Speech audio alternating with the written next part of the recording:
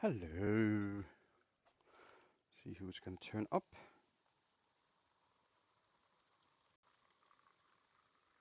Gonna have fun. Ooh.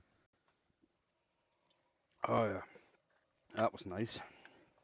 It's always nice. If you're watching Pepsi, I'll take a sponsorship any day. Anyway. Hey, dope.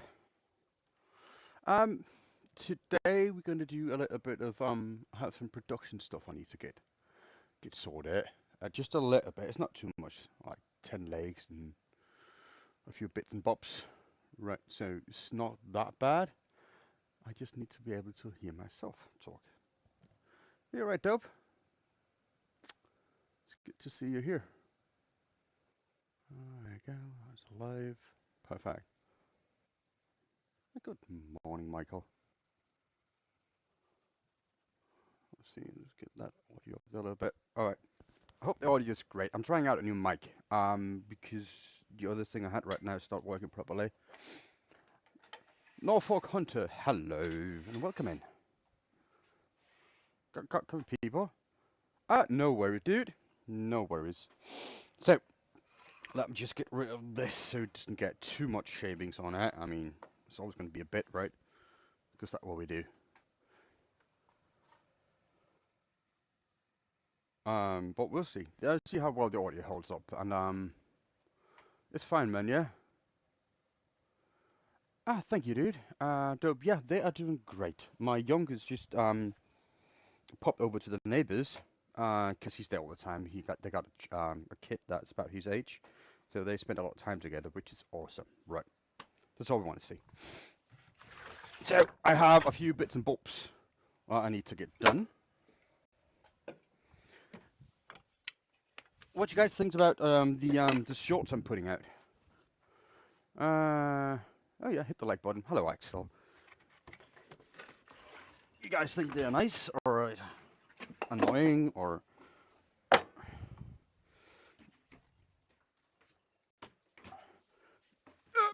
So what? So that's not too much, right? It's gonna be like maybe an hour's work or something. Shorts are great. Oh, good man. I need to get some service done on my lathe because that is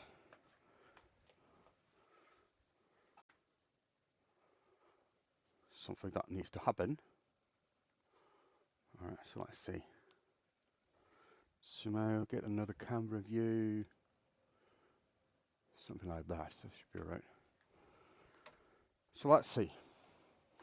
Let's do the easy part first, right? So I need to make, what was that, 8 of those in oak.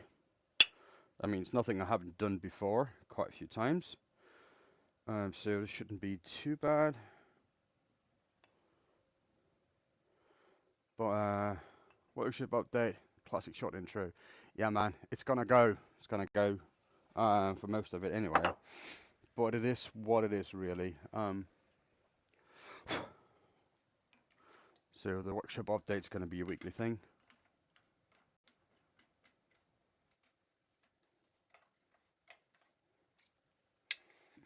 But yeah.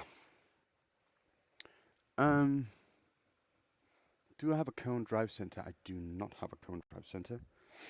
So I'm gonna have to do it like this, I'm guessing, which is annoying because it's going a bit of uphill. To the show, I'm not ready yet. Well, you know, there's only one way to get that done, isn't there?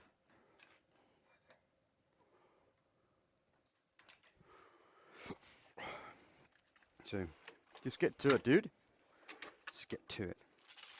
So, I'm gonna get up my handy dandy measuring tools here.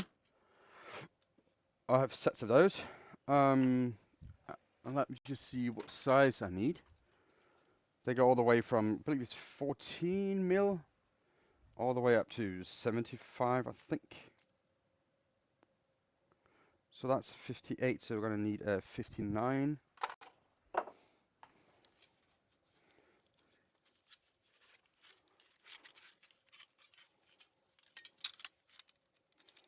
something like that. And the other end R.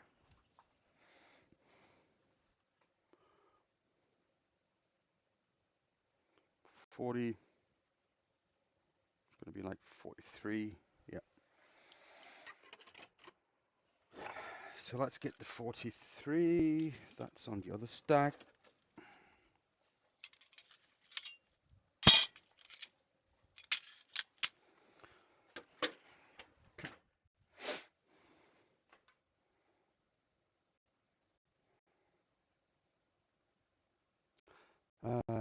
Yeah, stop break products. I'm trying. Oh, yeah, you shouldn't break your stuff, dude. That's not very productive.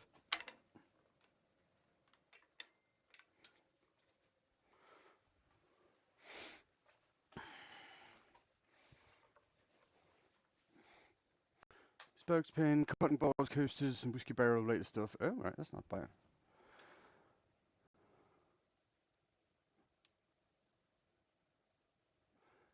Yeah, we were at the it's an expo near the capital of Denmark. We've been going there a couple of years in a row now, but it's going to be over. Why are you breaking your kits, dude? Why are they breaking? Oh, Joseph, welcome in. So I'm really looking forward to see how the microphone handles this.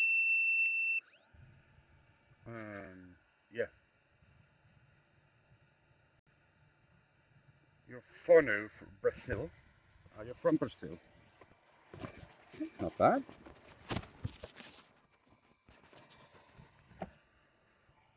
That's nice. Alright, so let's see how this goes. I hope the audio is not too bad. What wave speed do I have? I need about a couple thousand, so good. Good morning, good afternoon. Yep.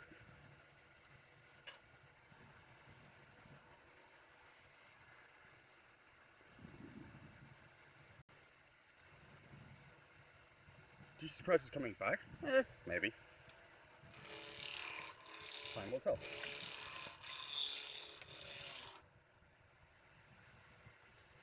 A bit more pressure. So we can go.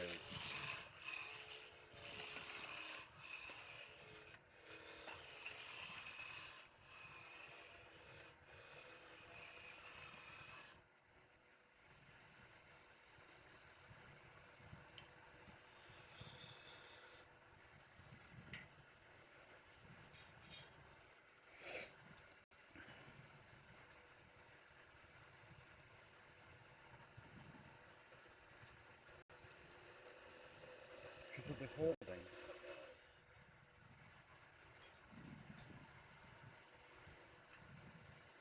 And because of how you hold it, is that what you're saying?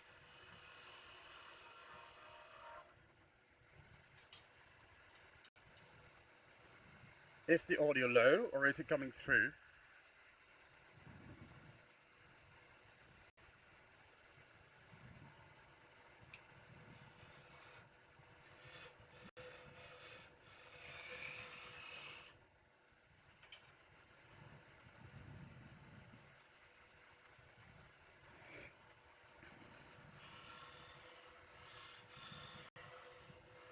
So let's see. So how has everybody been doing? I had a great time yesterday, by the way. I was teaching a lesson. Good and clear. Okay. I was teaching a lesson out in the in a Woodturning club here in Denmark. So that was really great. We did texturing balls. So that was great.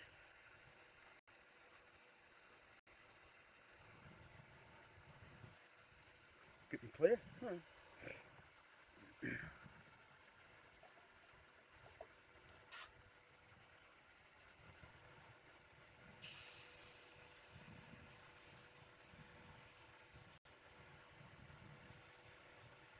I forgot that I have more sandpaper upstairs and I need to actually grab it because this is a 180. I mean, it's alright, but I like to start this job out with 120. That way, I don't need to take that much care on how I turn it. Mm, so that's always nice from a production standpoint.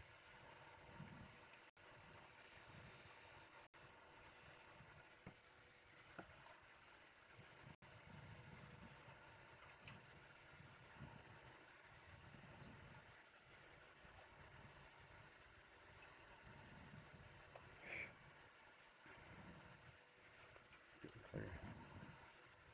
Hmm.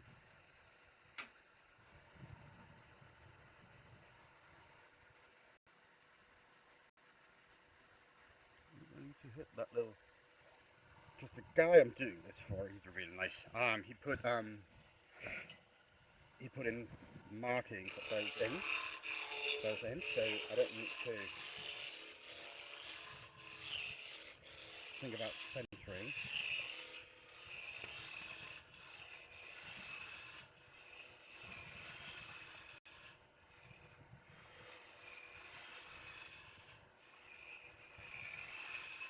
So this way I can just I think it's a dresser or something. I'm not really sure, to be honest. A sofa or I don't know. The guy I'm doing this for is a furniture restorer, and he works on really old pieces of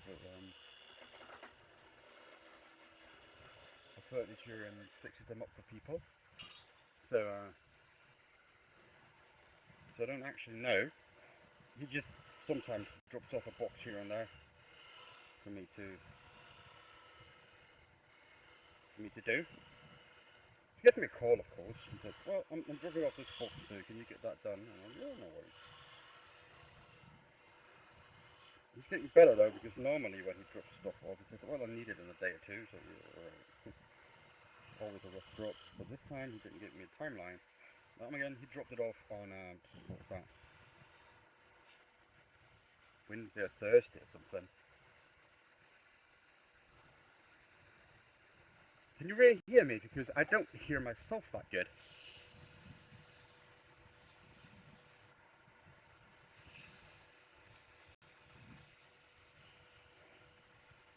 Is it low or what's going on? Because I don't really hear it.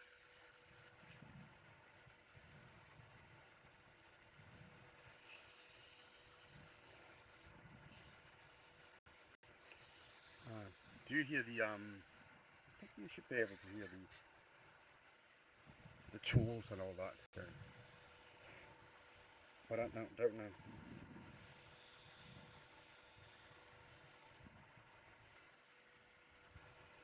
There's a really good trick here. The back of the sandpaper remind me of those cups that get probably.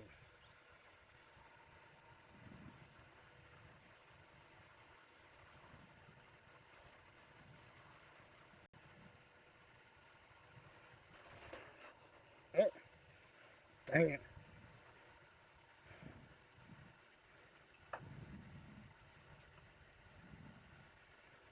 Probably should stop the lathe. He's good enough. Okay, so it's just me that.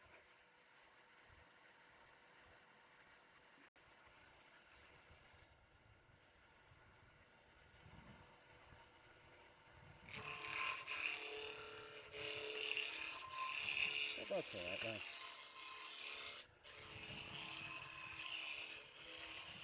And you hit the tools and all that working.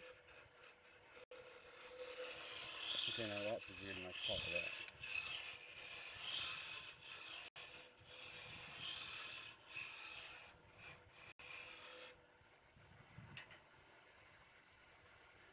Huh.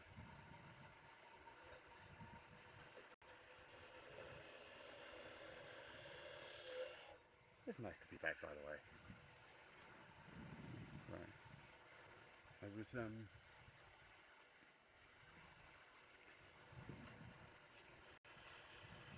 was having a lot of doubts about the whole YouTube thing. Like you've seen on some of my shorts and all that, right? because I didn't gain any new followers or got any view time other than on my stream. And my stream was lately getting about 10 to 15 new followers for a 2 hour stream. And that is tough, tough.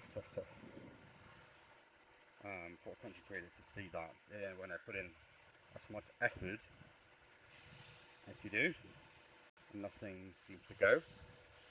But yeah, remember to subscribe and hit that like button, peeps. It helps me out tremendously. It helps me more than you know. And it's free. Well, that's all good.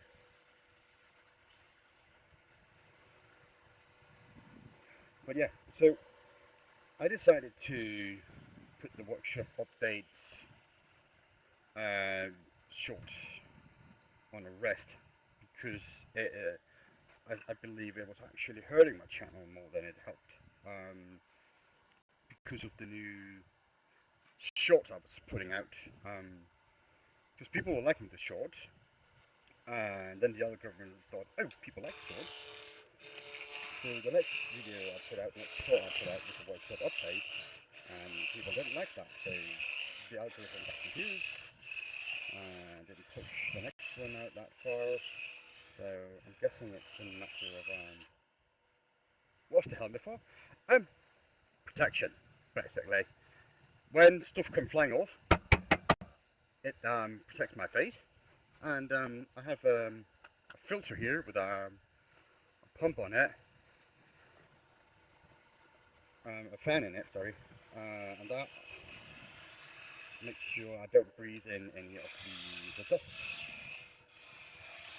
So it's basic safety, and a really good idea for any, especially woodturners, but any woodworkers that work in a dusty environment to use. So yeah, you're cool. Well, I'm not sure that really looks cool, but there's one fashion competition I'm not that worried about not winning. Um, because I had things falling off the lathe plenty of times, and it will happen again. So I don't really care about looking good. I just care about my safety. Because my face is not the best looking face in the world, but it's all I have, and I still have all my teeth, and I like to keep it like that. So yeah, that's basically what it's for. Safety. And a lot of people come to this like YouTube and whatever and try to learn about wood turning and all that stuff. And if the people they're trying to learn from doesn't think about safety, they will not think about safety, and they will actually um, not think about the safety aspects of it, and then they will get hurt, and it's going to be a lot of problem. Someone just asked me what's the name of the helmet. It's called an Airflow. It's supplied by TDB here in Denmark, Træbutik. Um, if we got someone here from Denmark, could you post a link to that? Uh, if Axel is here or whatever. Um, I used to have a link, but the company that supplied it worldwide didn't want to give me a commission for it, so I stopped having that link. They recently got back to me, and they might want to work with me. So if that happens, yeah. Could you post a link to my helmet from the Danish website, please?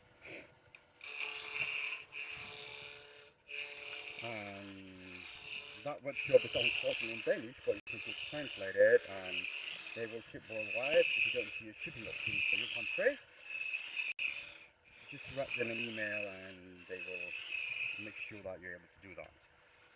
That company has shipped to anywhere in the world, Australia actually as well. So could you get that for me, Axel? That would be wonderful. So my hand's a bit like occupied at the moment.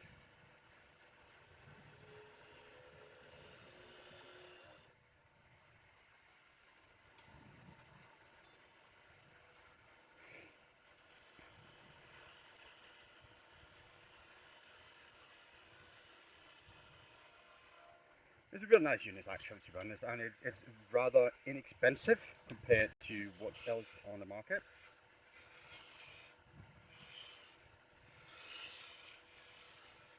In this caliber, I would compare this to the Versaflow from 3M,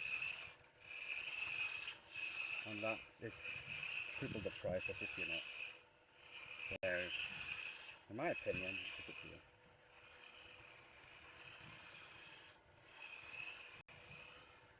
And I don't get a commission from that website in Denmark, so don't worry about it.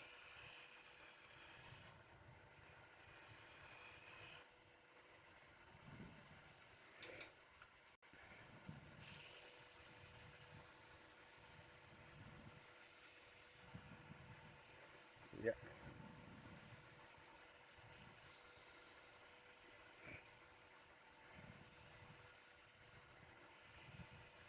Are you able to find that, Axel?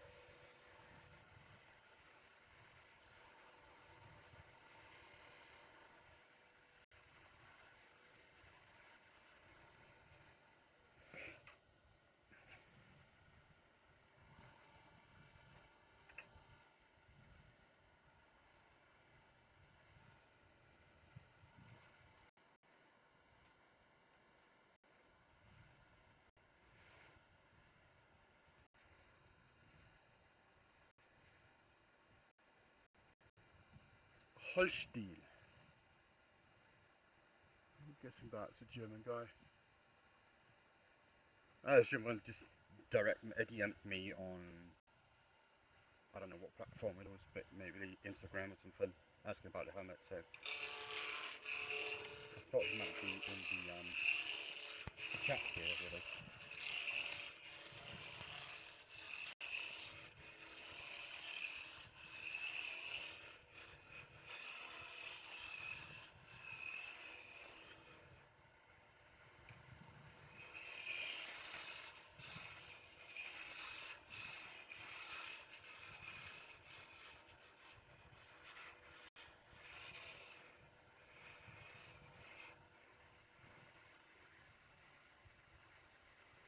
Oh, it is.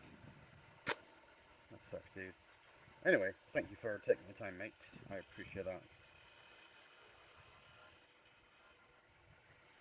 It's called Airflow. Just search Airflow Denmark if you're interested. TB Airflow. I know you should be able to find it.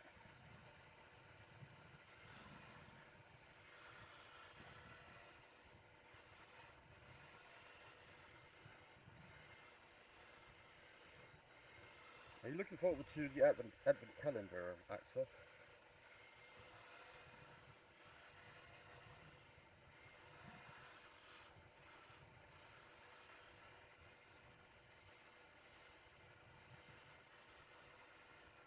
Because yeah, we decided that we would like to send you one.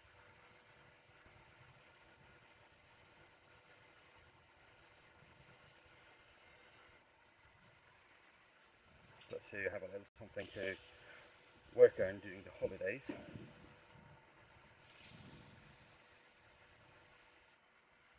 I need to get that signed paper. Give me 1 minute.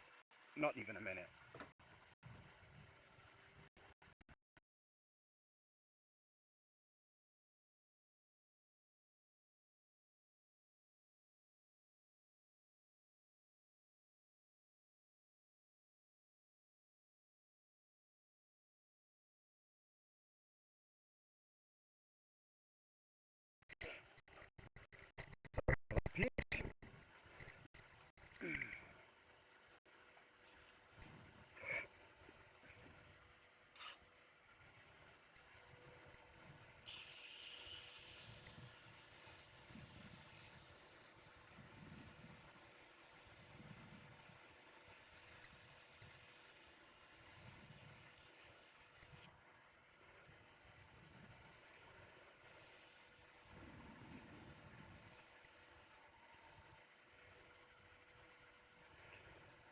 Almost done with this. Two more, and should be all right. So yeah, safety when you do wood turning, it's not just an dust extractor. You need more than that. Because if you just only have a dust extractor, you're still gonna be breathing in a shit ton of sawdust or other particles, and it could actually make you sick. So yeah, and whatever you get into your lungs does not come out again.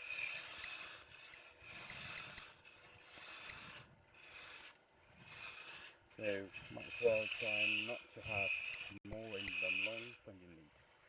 I mean, yeah, there are smokers, and I'm a vapor, so who am I to talk? But I think it's worth it.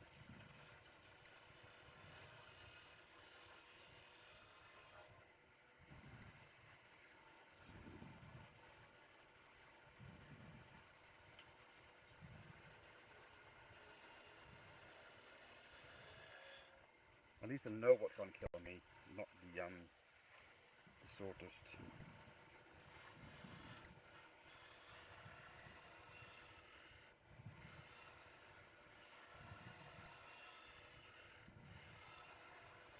I was actually thinking about trying to get my helmet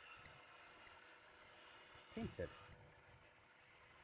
So I'm thinking about a colour to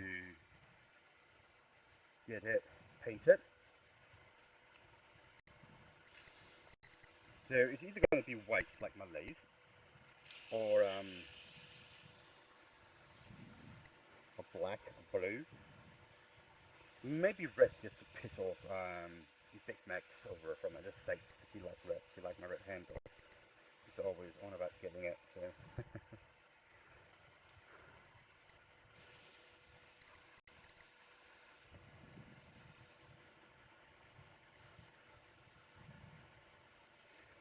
yeah. Remember to subscribe and drop a like, because I'm not just doing production turning. As soon as I'm done with this, one more leg, a knob, and a few spindles I need to do. As soon as I'm done with this, I'm gonna do a. I've been out. I've been out and I did something. Um, like a lot of wood turners will do. They go out to the fire pile, wood pile, and they find a piece of timber out there. They think it's awesome, and they want to work with it. So that's what I did. I found a piece of. I think it's some sort of plum or cherry. I'm not really sure. And it's a crotch section. So I'm looking forward to turning some live wet timber for once. It's been a long time since I did that.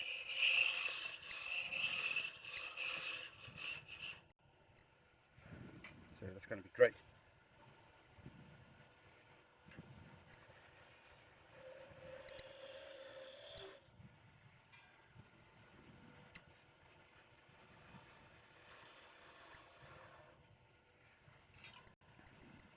Hello, Nuno Silva.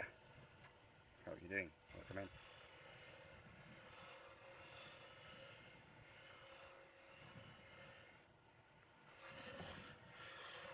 Oops. How's your day been?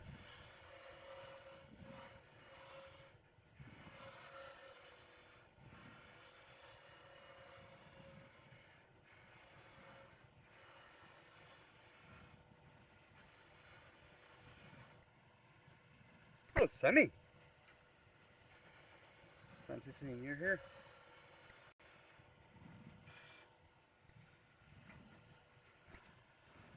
It's been a while.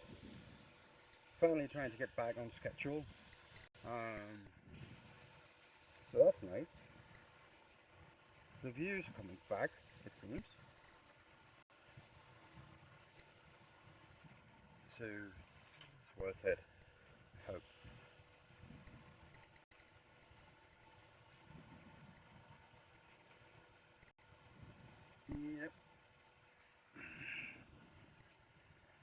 almost done now. So that's the last of them legs.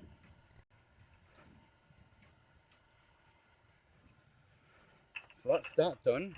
That can leave there. So now I need to do a couple of spindles. This is a long thin one. Let's see.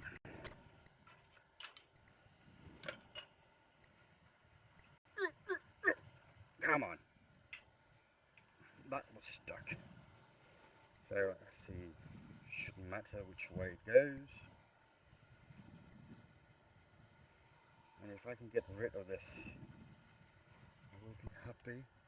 Should still allow me to get that done.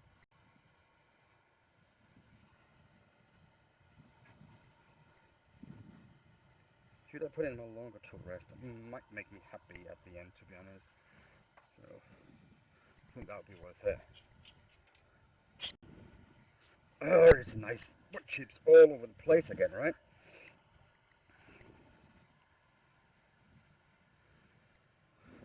So that's good. So we're going to need to make one of those. So for that, I think I'm going to go with the medium-sized tool rest I have. Matthias, hello. Matthias Steinemar. Steinemar. You're German or Danish or where are you from?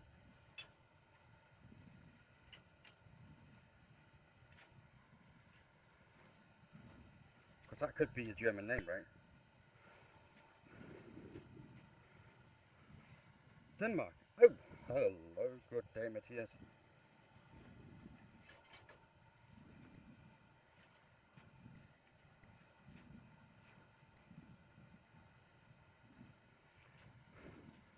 John, welcome in, dude.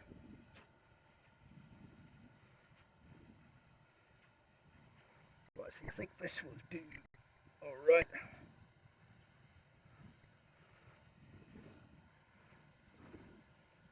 You're the young fellow with the hat, right? Am I right?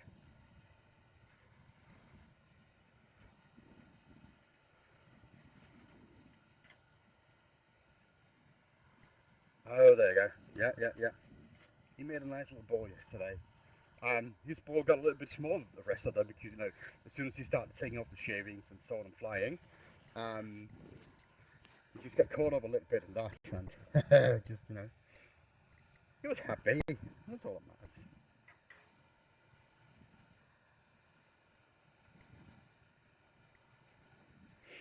So let's see.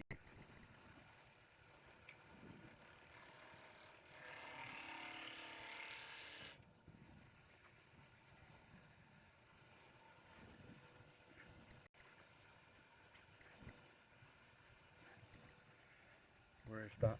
There it is.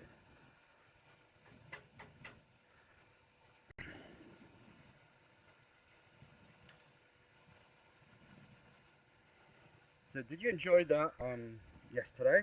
And you can be brutally honest, because that's why I'm asking.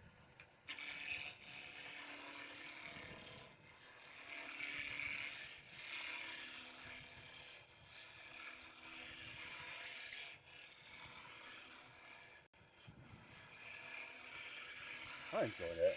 So, I mean, at least I enjoyed it, so that's fine. So, I'm just going to go with the calipers, because this is looks straight. I think this is for an old stool or something. So that's 23.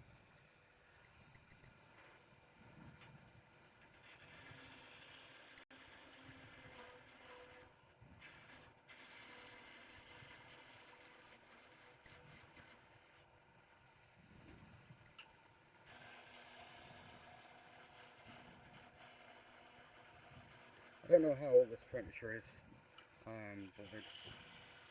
it looks really old because it's really um, worm eaten and all. I don't even know it's from stool where it's from, to be honest.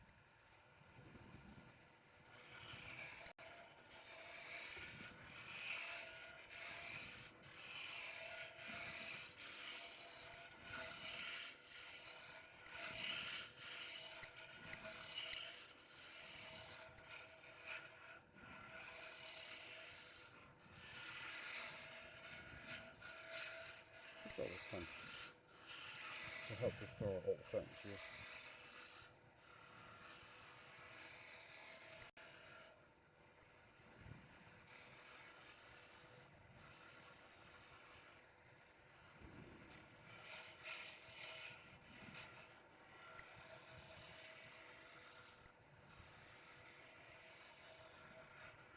Oh yeah.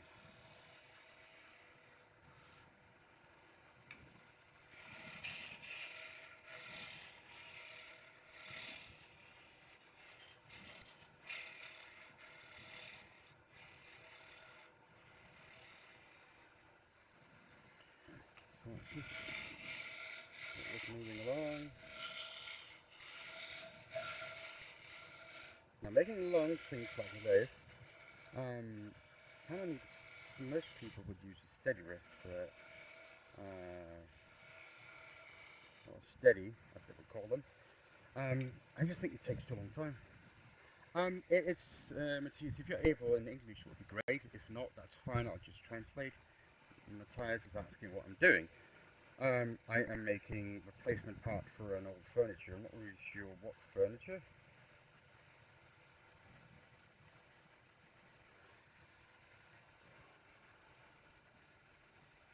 So yeah, I have furniture restorer who pops in once in a while with random pieces and bits that he needs done.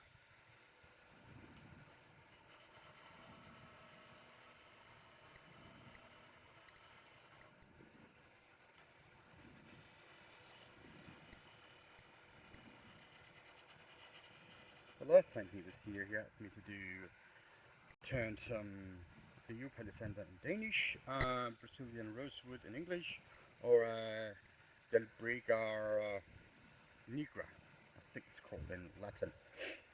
And I am really allergic to that piece. But yeah, I was like, well, it cannot be that bad, you know. But yeah, I was sick for a week and a half or something like that after that. So I told him, whatever happens in the future, I'm not gonna turn that again. I know a guy who can do that without any issues, and I trust him because he is an accomplished woodturner as well. But I'm not going to turn any of that again. And he's like, nah, it cannot be that bad, can it? I said, yeah, it's going to be that bad. And I was foolish enough to just do it.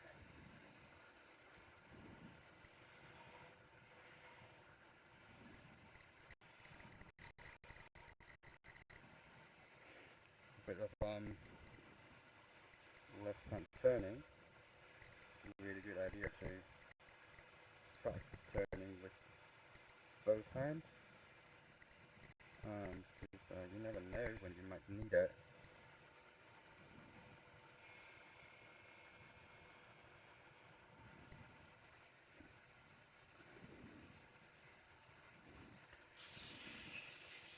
It's about 25 mil thick, about an inch. Um, Straight piece.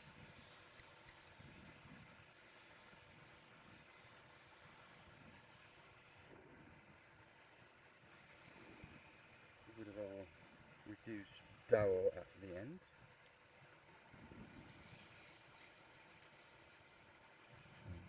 Sand that down. And he can take that little part off himself. He's not too fussed about that.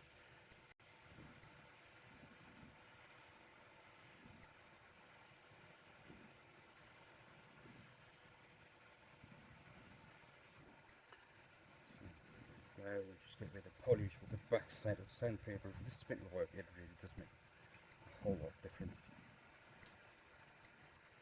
There you go. Nice and straight. Let's see, he got two more pieces for me of this. This is a bit longer, and this one is shorter.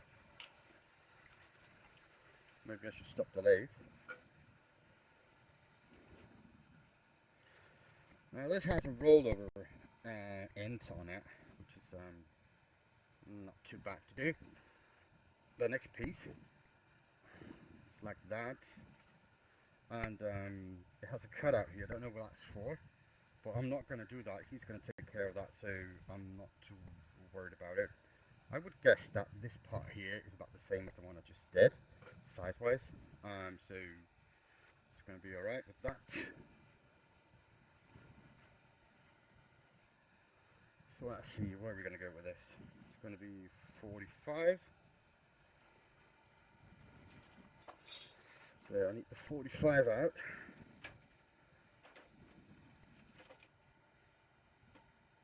Let's see, 45 there, that one is. So I'm just going to get that one. Because I'm going to need to make two, so it's going to be a little bit easier.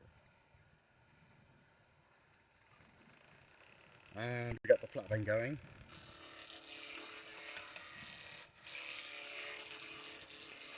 And I didn't even need to move the tool there. It's just a trick.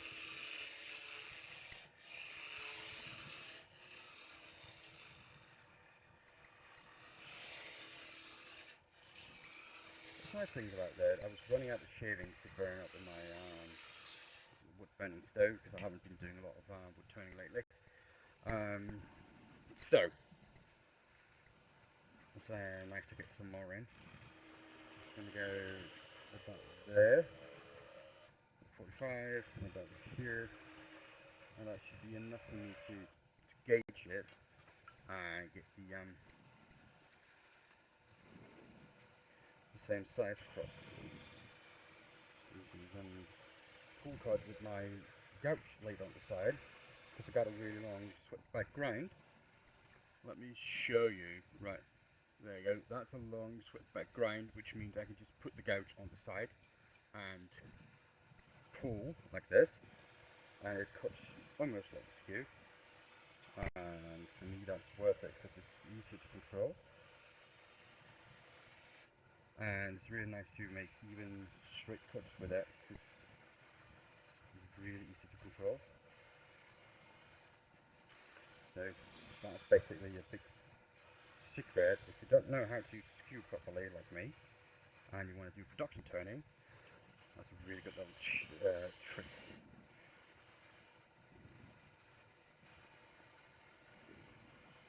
I can use a skew, that's not what I'm saying. I'm saying is that when I use a skew, there's a high probability of me making mistakes and I am a lot slower and I can get a reasonable good cut with my gouges like they are. So that's what I'm going to do. How I'm going to use them anyway. So let's transfer some of those markings here. Because if I was going to make like a lot of those, I would make a template. But I am not going to make a lot of those, so I don't need to make a template. I'm just going to eye this off like that. I think that's alright. Okay. Get that pencil back, it's not going to be needed for a little bit. That one there. So that should be 24. I should just get the 24 out because that's I got 25, that will do.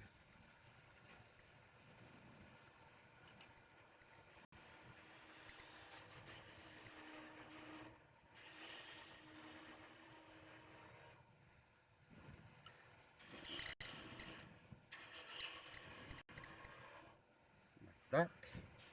Right. I need to get the reduce.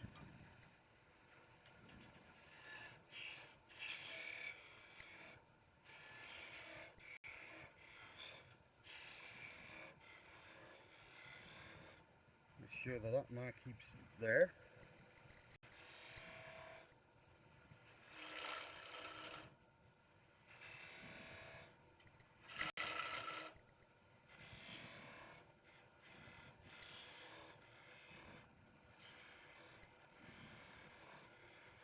And as you can see, I am no master, which is cool. So, it's really good at this actually. So, right.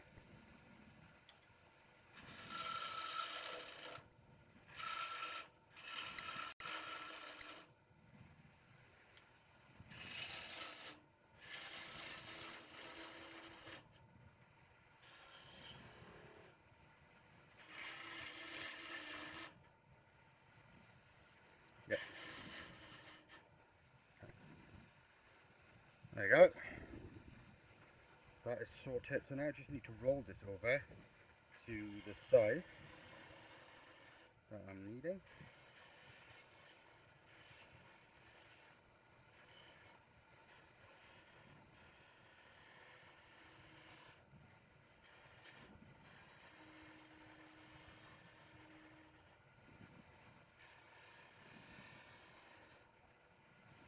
Oh, I need my piece so I can just about see how it should be. So it's just going to be something like that.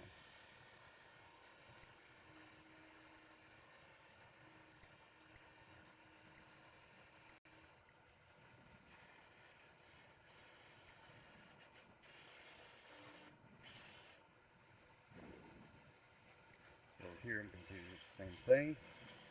Remove the materials.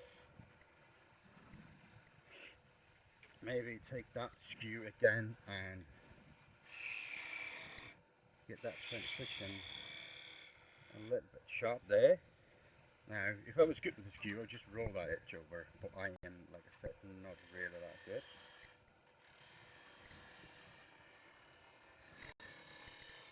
There you go.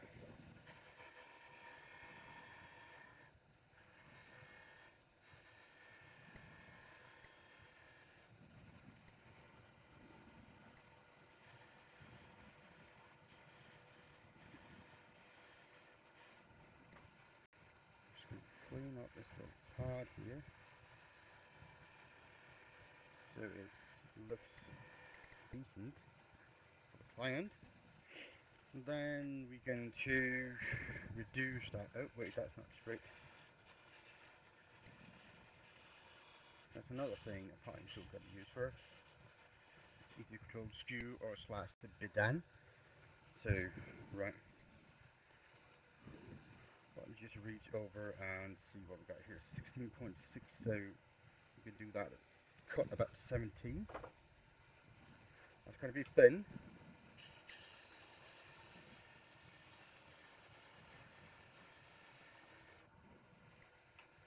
So let's go like that and this. Okay. Hello, Greg.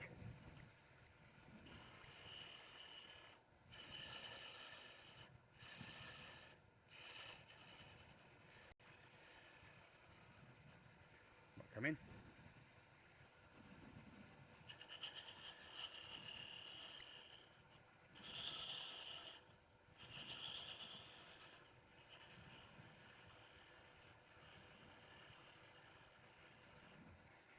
And that edge is straight and square, so that's good. I'm going to leave it like that.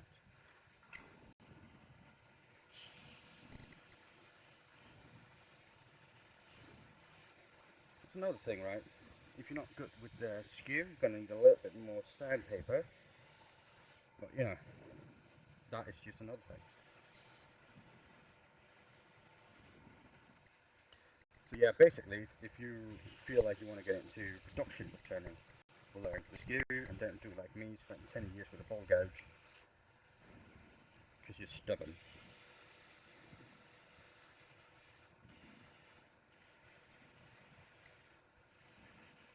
So, so yeah, that way you're going to be better and faster than me within a couple of years,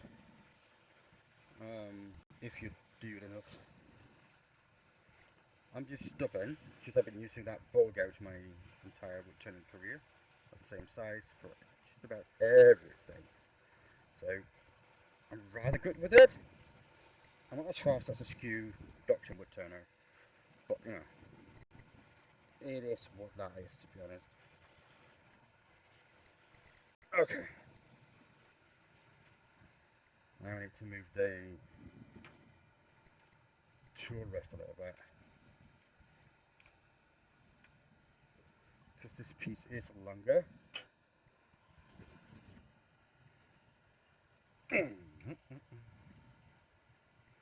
But how much longer, I'm not really sure. Not that much.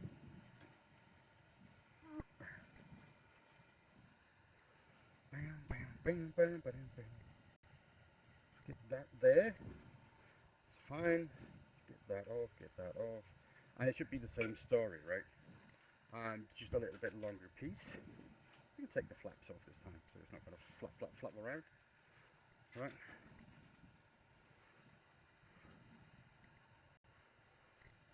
Oh, it's a time for a drink, isn't it?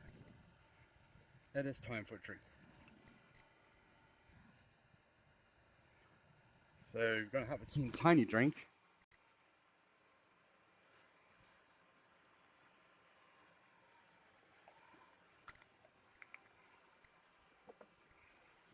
There you go.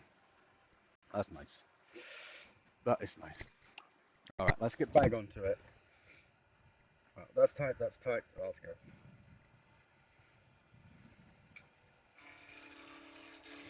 Now I could put the long tool rest in now.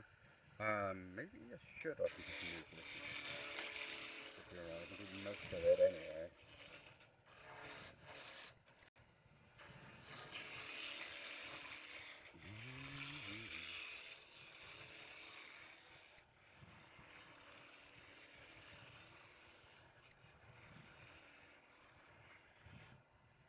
Thank you, Sammy.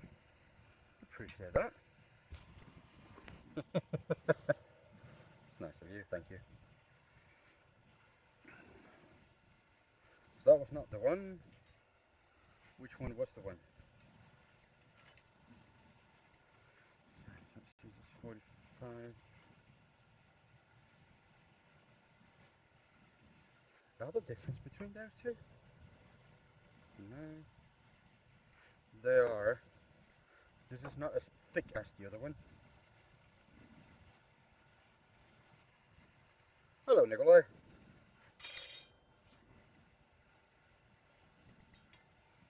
So we're going to go with a 42. It's a little bit thinner. Apparently.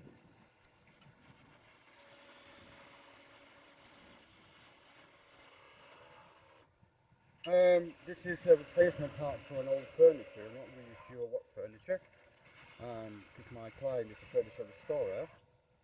So he just sends me bits and bobs every now and again to get done.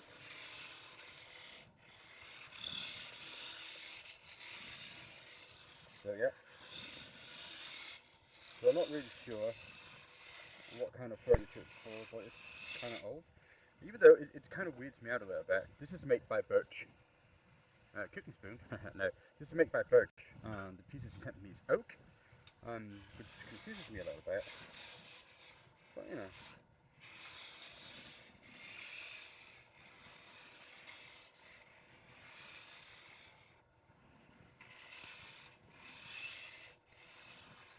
But yeah, he knows what he's doing probably. Hopefully. Toothpicks? Way fodder. Uh,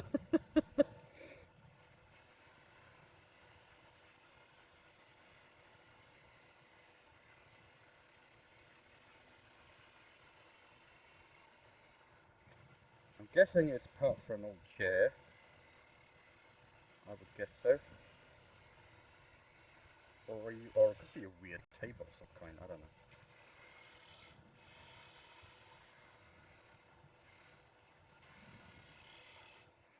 We don't know. New legs? I don't think these are legs. I think these are meant to sit where you have your feet actually, or the back piece where you lean against. So I'm guessing it's something in that regard.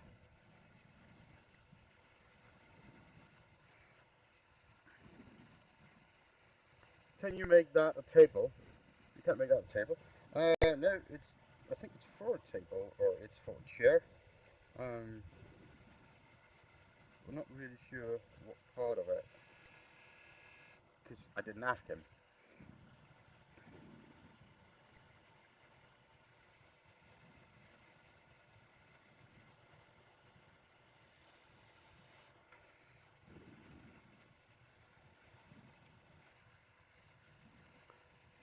You thought rolling pin? Yeah, it could look like a rolling pin, but without that cut off, it's gonna make like a weird dough, doesn't it? I would think so.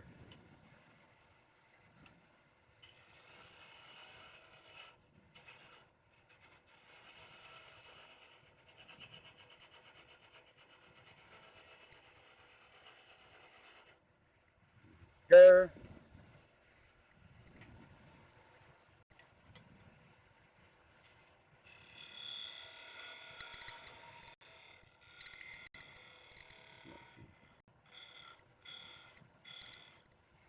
But we're going to make a nice little ball after this from a wet piece of timber, and I haven't done that in a long, long time. Real big golf tee? Maybe.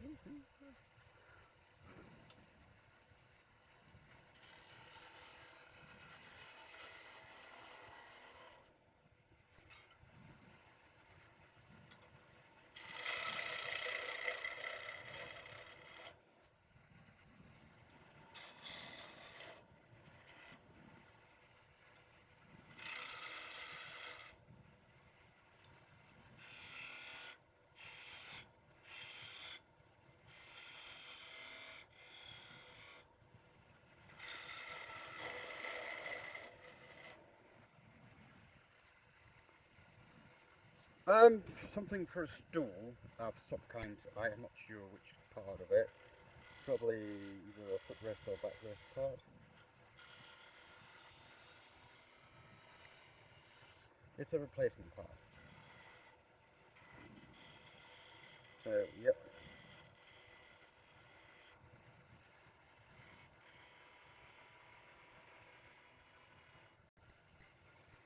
My customer doesn't always tell me everything, and I don't always ask.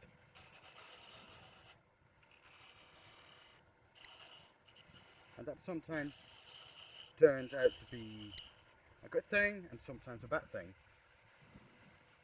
Wouldn't that be nice? My mic is not working well. No, you're right. It's not perfect. I can turn it up a little bit. Hold on, where's that? So maybe, yeah, this could be a little bit better. We'll see.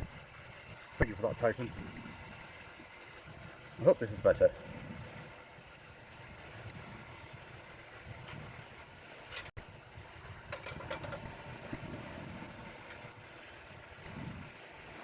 Let me just turn off the light a little, much better. Alright, man. Yeah, I'm afraid to turn on too much gain and max out everything because I'm afraid it might clip too much.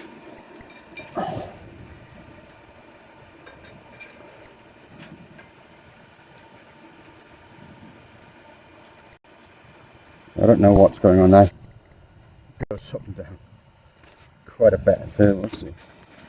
We'll see. We'll see. Hopefully. Uh,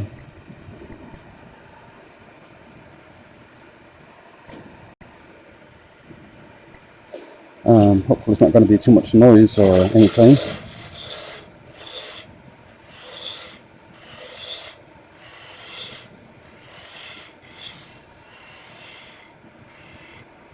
This is probably a little bit earphone alert. Is it too much now?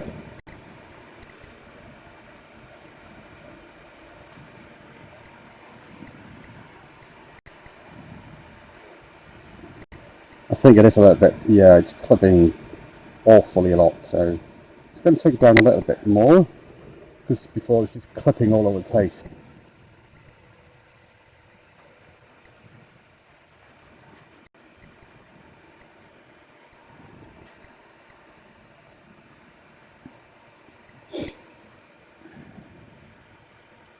Who's the lowest?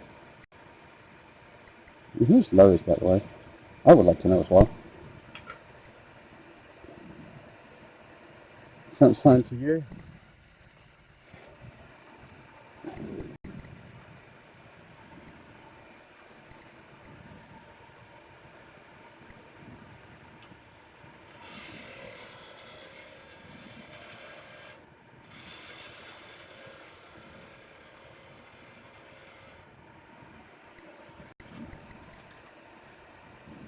Superman's girlfriend. Ah, okay.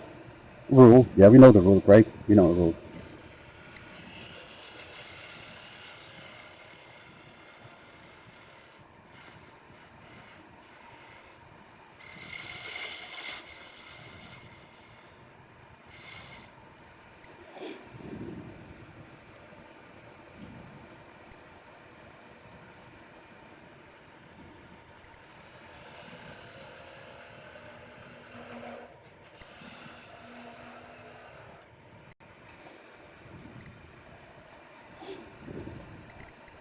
Laughing on insect silly. Oh, funny. That is kind of funny.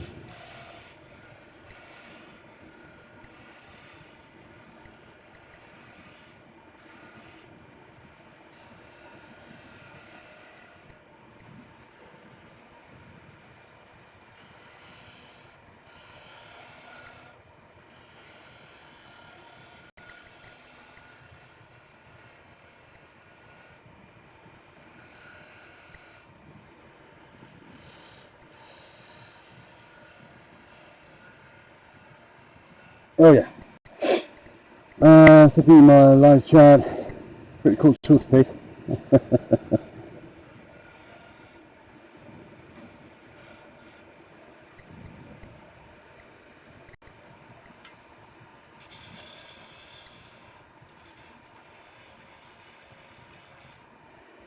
Yeah, we just need sanding now and we're done. And I just need to make one little knob.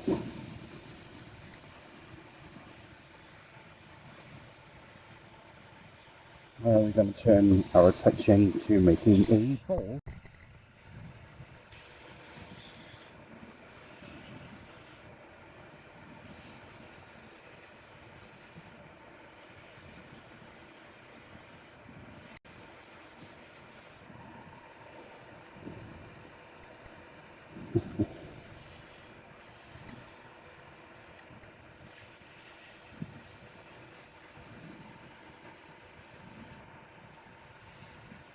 Ouch! That was part where the sandpaper got a little bit hot from me being too greedy.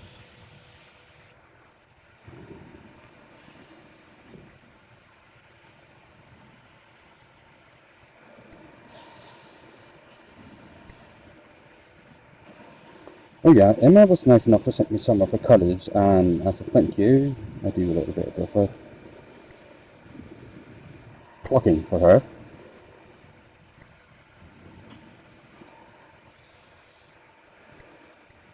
So yeah, if you want to have some sparkling colours in your life, go on and have a look at Emma's webpage. She's a nice person as well. So,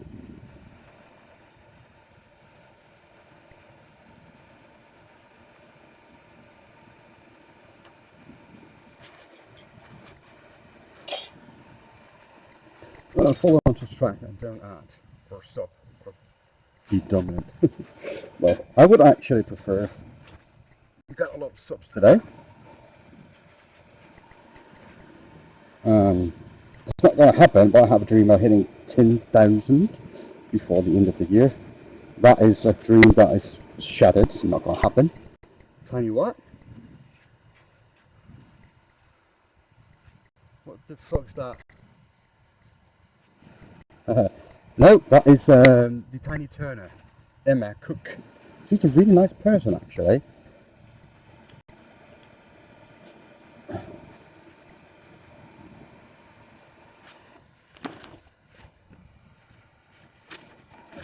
This headset is not making my life easy, I must say that.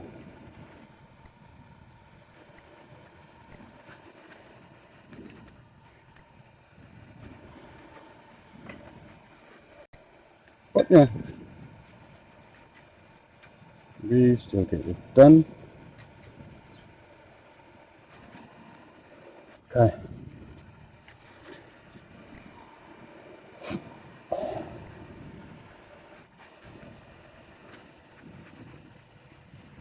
Now, I gotta be at school.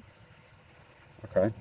Sunday school, I'm guessing then, because that's the only school I know that's going to be here on Sunday. Yeah, I'll have a sunny wooden day. Don't you worry, mate. Don't you worry. Thank you for being here and dropping by. It's nice of you.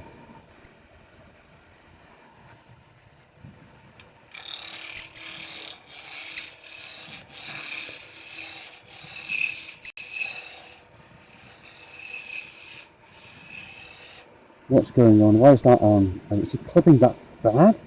That is actually turning it off. Could be that. Yeah, that's it.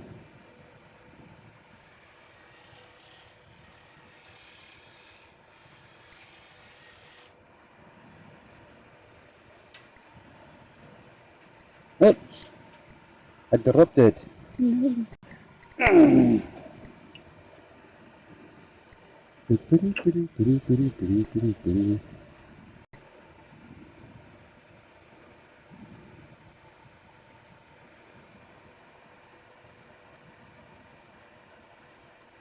Like that. That's probably going to be alright.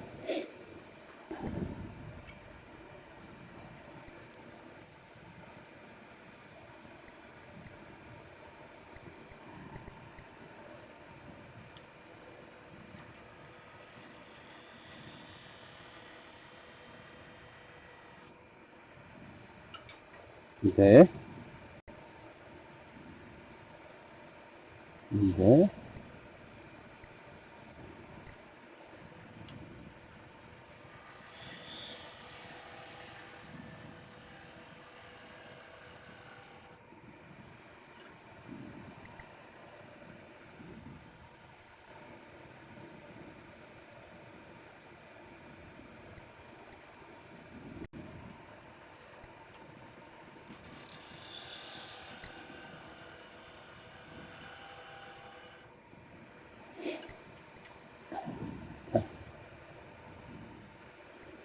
So let's just have another go with this.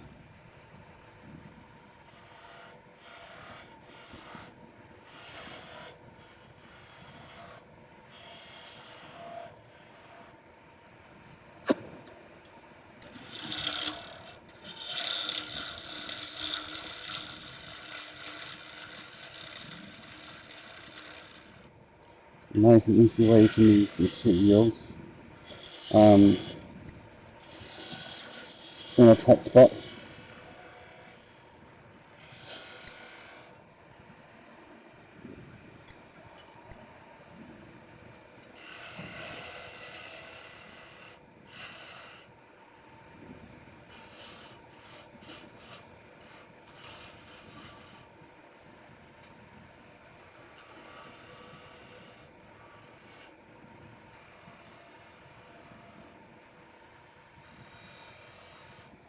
Let me just have a little look at this. So it's a really small bead.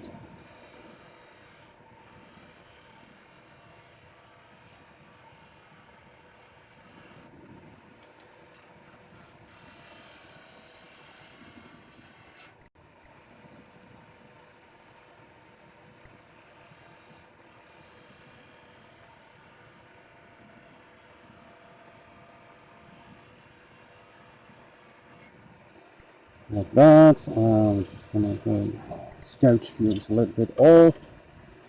Another one, just because we can.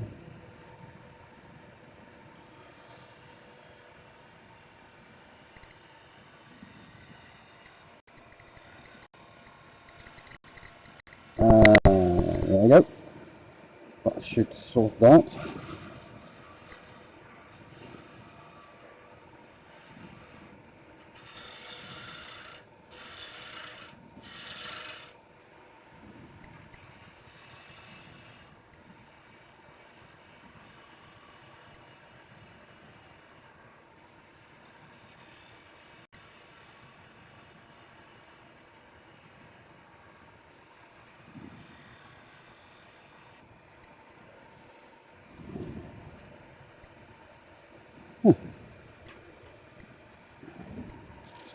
A little bit of sandpaper.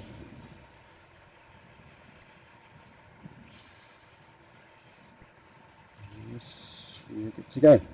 I'm going to really have some fun with the next piece, to be honest. That's going to be, I think it's going to be cool, because I haven't done something like that in years. Like taking a wet piece of timber, green timber, and just turning it into something.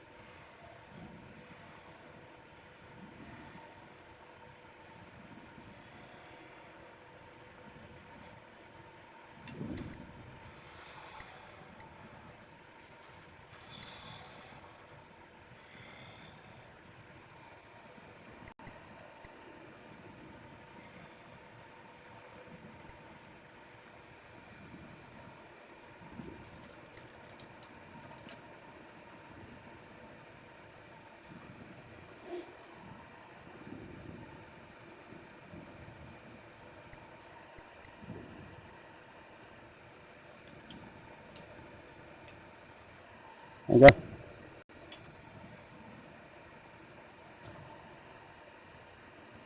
I think that's alright.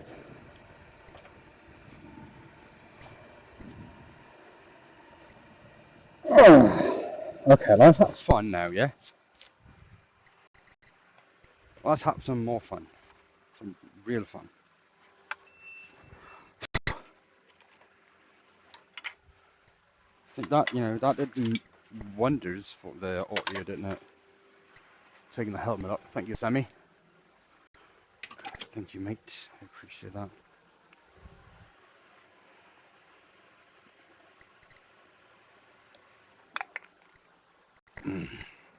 Okay.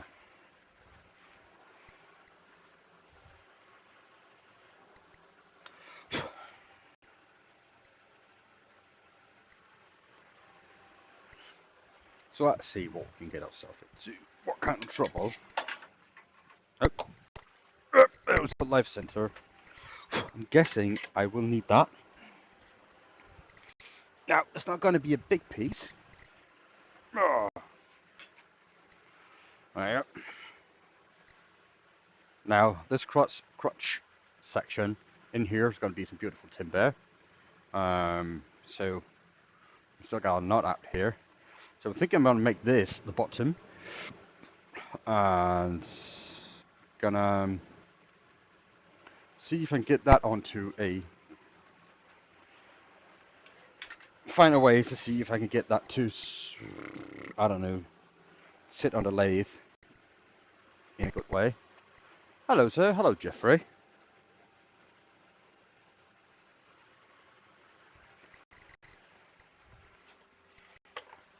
So probably what's going to be a bad idea this, but I'm thinking actually to go it on with a slitter screw.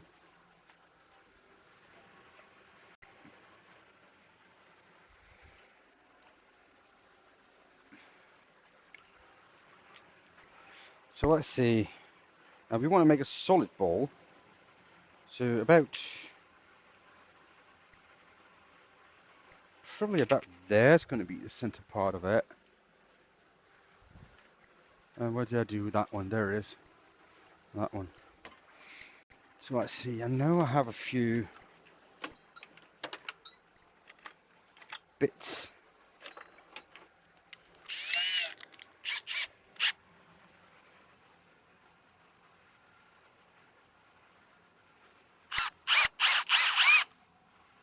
Just to see if I can find some nice and timber down there. Oops, careful of that.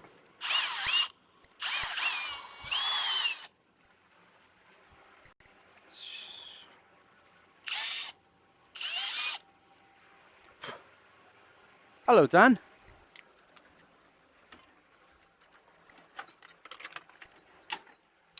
The Americans are coming in. That's nice.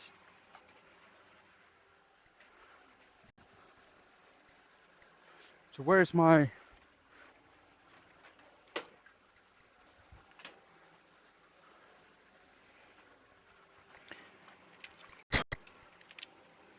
So probably something like here, maybe. That could be a good spot for it. Maybe like that.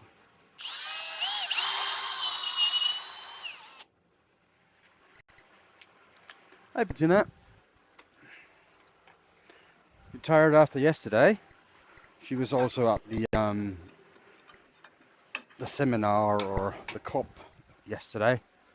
So I'm guessing she's a little bit tired.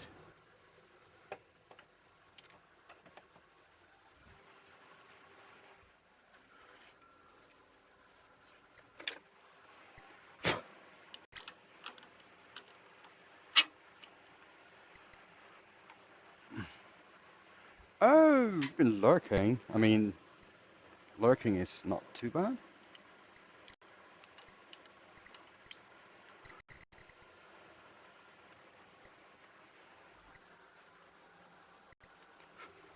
It is way better than not being here. Vincent, hello, mate. Great to see you guys.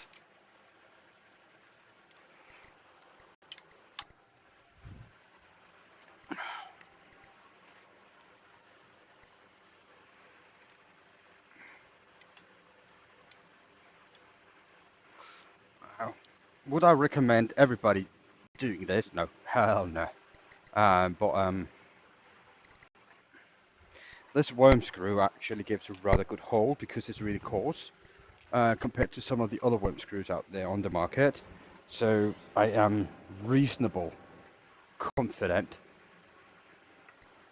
Since I still have my life sensor on it, I think I'm gonna be okay.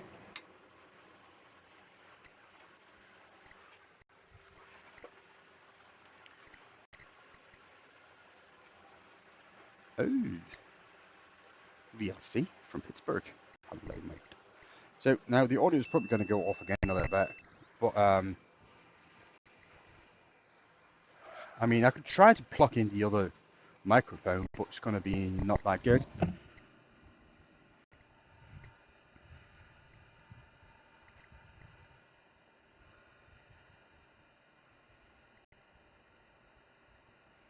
Oh, well, that's good, Patina. Appreciate it. I'm glad that you're happy with it, because you know that's why we were there.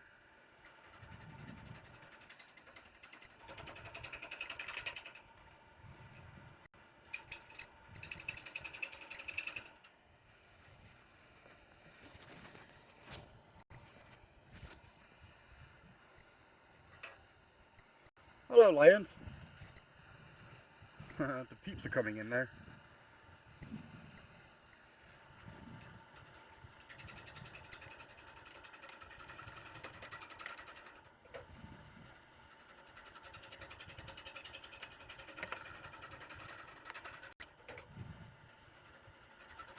Doing a few pull cuts here, just putting along, try to establish a surface to work from. Now this is wet plum or cherry, cut down this summer and been laying outside.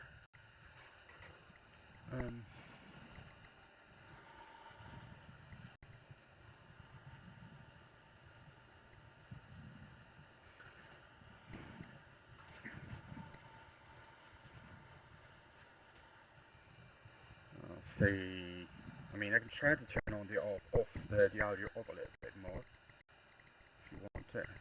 I'm just afraid that it's going to clip.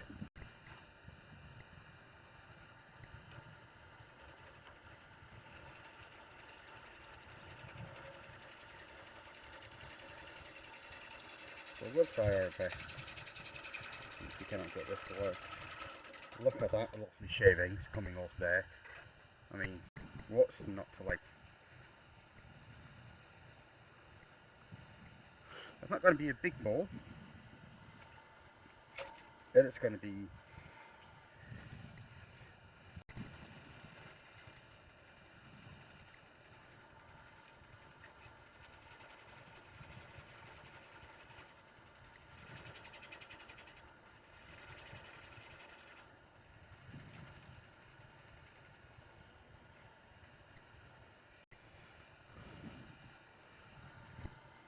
Yes, it's going to be a fun one.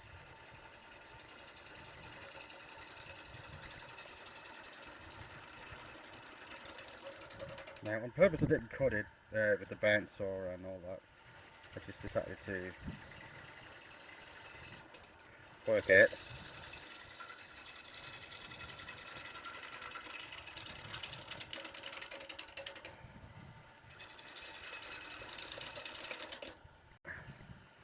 And try not to get beat up too hard for it.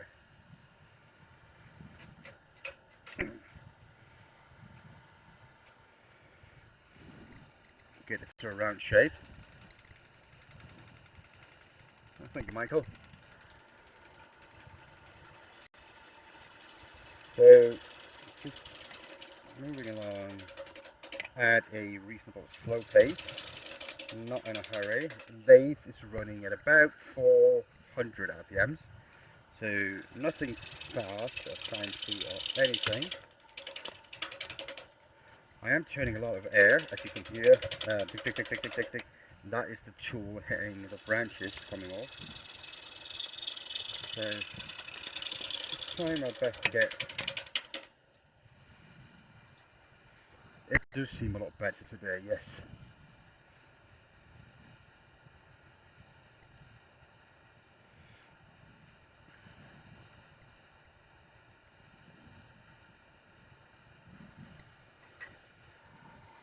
So that's good.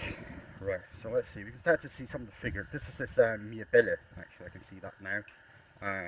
It's a plum tree. It's a wild plum here in Denmark. Small little one. Normally it has yellow berries and like a lot of fruit on it. Like a lot of fruit. Hello, Vaso. Vaso. Not sure how to pronounce that, but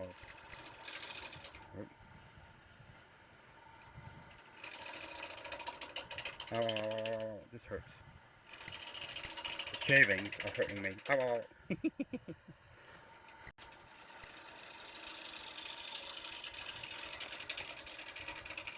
I have another interesting piece out there that was actually I put aside because I thought that it would be a little bit more fun.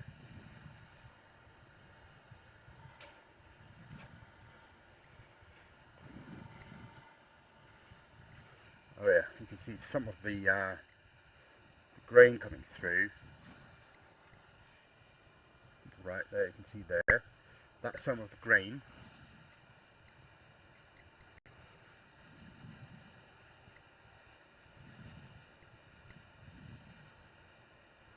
Thank you, Vincent. It's a question for me and other turners. I noticed that you have a handle locked to your side. I keep it here because it gives me more support and stability. So, and when you turn, you don't turn with your arms really, you turn with your whole body. So you can see actually I am not pulling it like that, I am moving my body, or try to most of the time. And doing like this, it gives me more stability.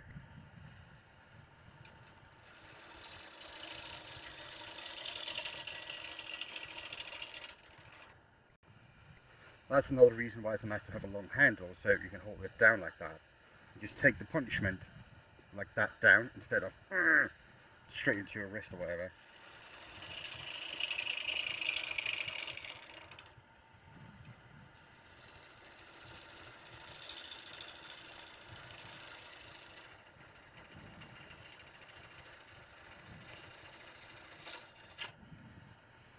Don't log it into the hip. There are two reasons for there's a reason for both of it. Yeah, it's actually the proper way to hold it. I agree. Totally agree with that. Um, so if you don't have it locked into your hip, you have less stability. But if you're doing fine finesse work, I mean, it's not a bad thing to do.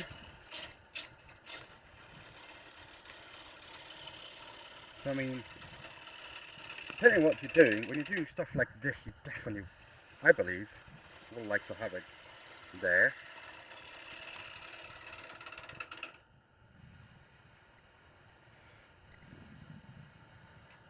You're just transitioning from carbide.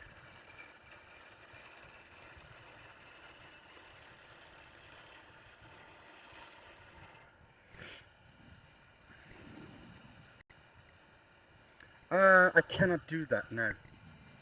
I don't have a switch up there. I could put a switch up there, but I don't have it right now. I'm sorry. So, are we going to make it into a ball or a hollow form? I am not completely sure what yet. Got a bar conclusion here. If you're going to make it into a hollow form, it's going to be a small one. If you're going to make it into a ball, it's not going to be a big one either. So maybe we're going to go a little bit further in hollow form. Of course, okay. And I think maybe the hollow forms with the carbide I have is probably not the best idea, but I'll most definitely give it a go.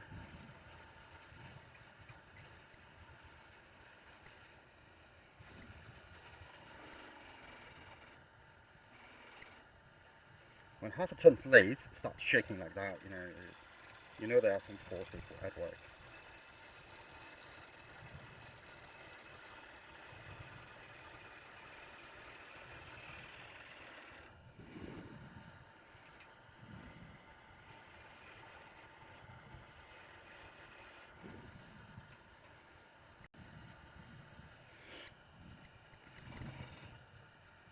Oh, that's gonna be nice.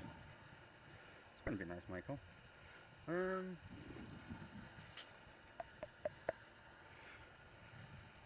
gonna remove more material.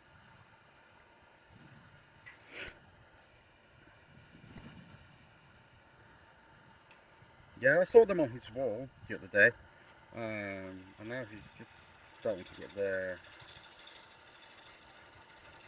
sharpening system set up for it.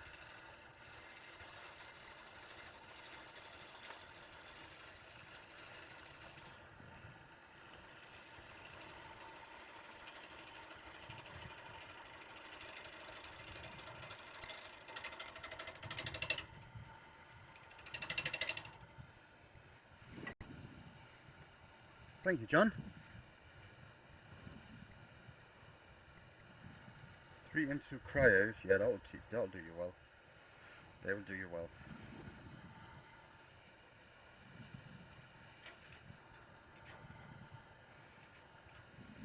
Now, do I need to go? Probably should go deeper in because I have a lot of cracks in this. Because this bin actually is from the fibre pile. So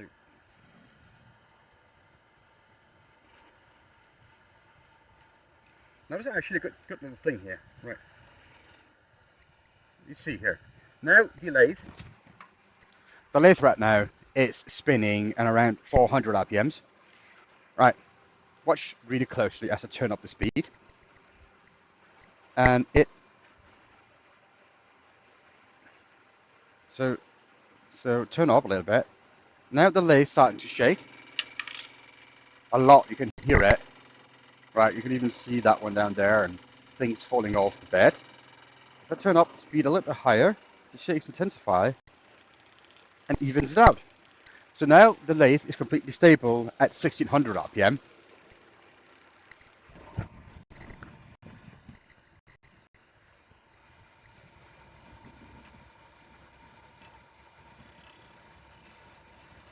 Which is nice.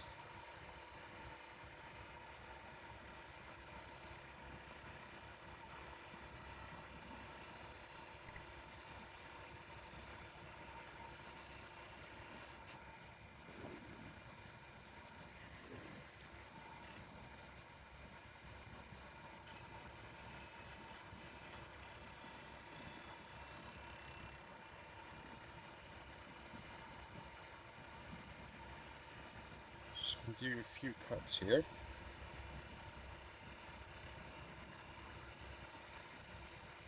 Remember, when you're coming up to a wall like that with a gouge, when you come up to a wall like that with a gouge, you don't want to go too close because you're going to get a catch.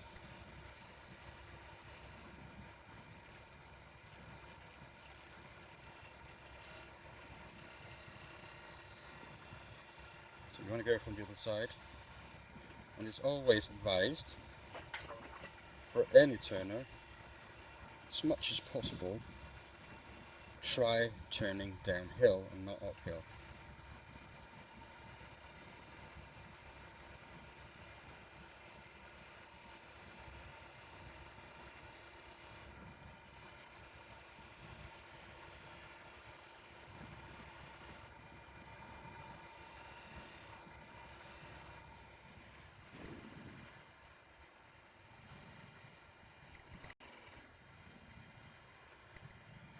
Okay. Yeah, I think this will do. This will do all right. There's a little bit bark there still. That's okay, I think. And there, and here's a big patch. I think that will be all right. But just look, have a little bit look at how clean the gouge cuts. I think that's something that is worth noticing, and everybody should work towards getting a good cut like that. And most carbide, by the way, most of them are just the same, dudes. They're not that much different from it, from one set to the other, except marketing and pricing. So, yeah.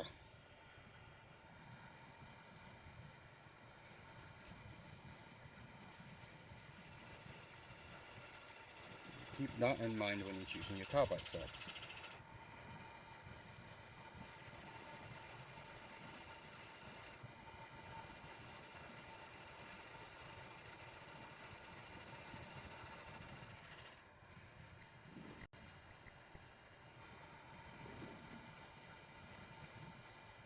And yes, I know a little bit about what I'm talking about because I make a living selling woodturning tools. So I've been around the block a few times.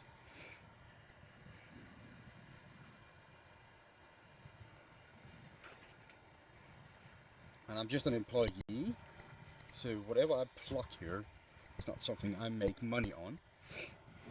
And it's just how the world is.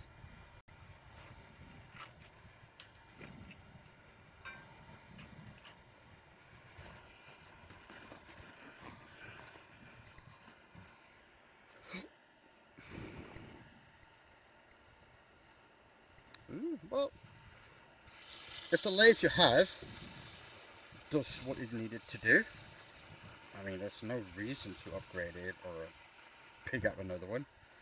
But if you want to do bigger stuff and the lathe you have is too small or underpowered, of course, there's always a reason to pick up another lathe. I mean, no tools are always nice to have.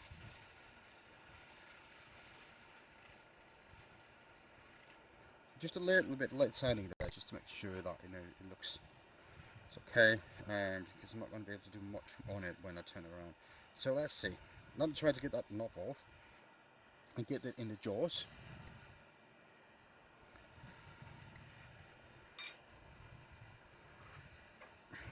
And most lathes are actually made by the same two factories, so that's another fun fact.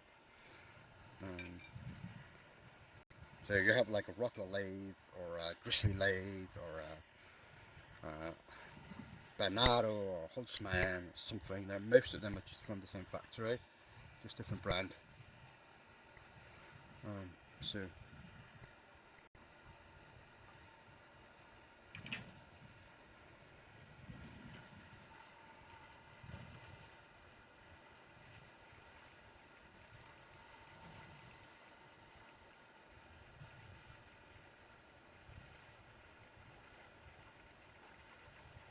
now this feels like it's going to fall off.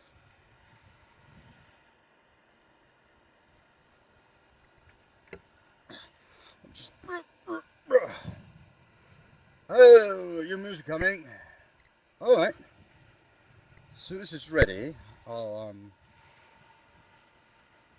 try to get it used. Looking forward to it, mate.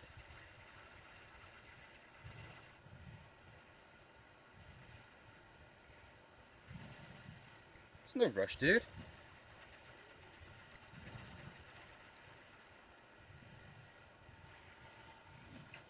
So yeah, if anybody is a content creator and need music made for their stuff, Steve, it's your guy.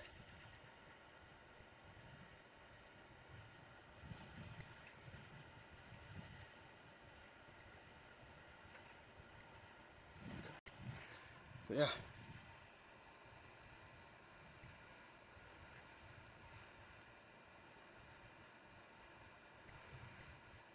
Ah, man, that's all right. That's all right. That is not a problem, mate.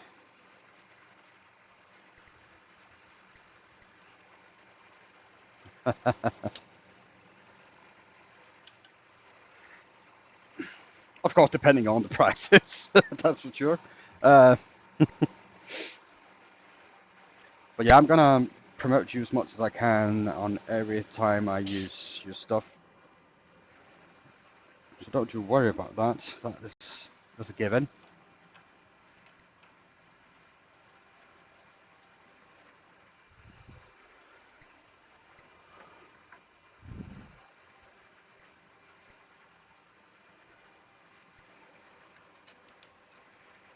Let me just see. Will it fit? It will not fit the bigger ones. So we're going to do this. Now, these jaws are specially designed to be able to open like this. Not most jaws are not. Right. So most jaws you want to have a good fit because let me see. Most jaws are just round, and when you are about this much open, you got a perfect circle. That's why you want to use your jaws normally. If you got the one-way premium profile ones, you can just open them as much as you want, stuff something in there, and give a clamp. That is what's special about the one-way jaws. That's why I like them that much.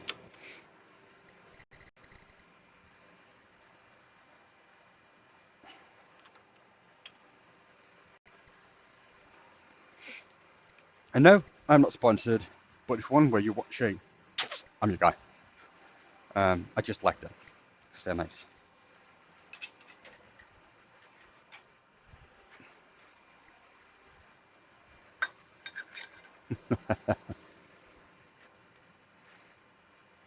So let's just see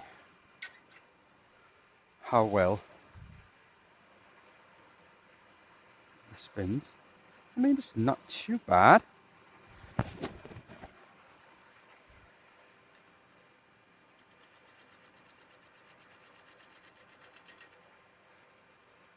Just gonna just really quickly.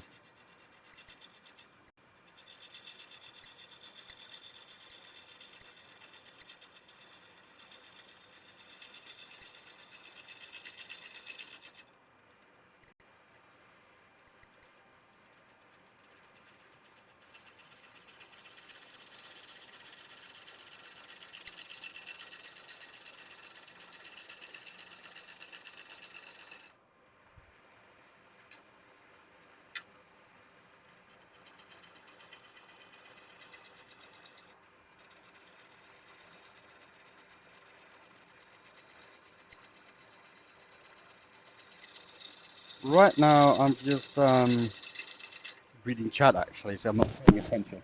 I am trying to round it to make it spin through again. This happens quite often, especially on a piece like this.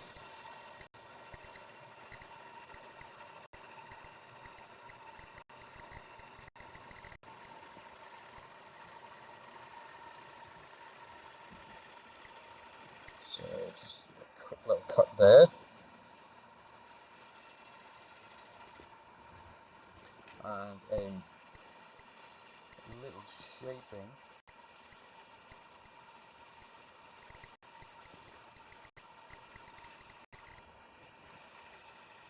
Into what's probably going to be the final shape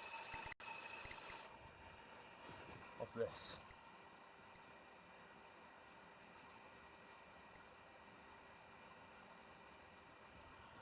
Have a good day. Thank you for stopping by.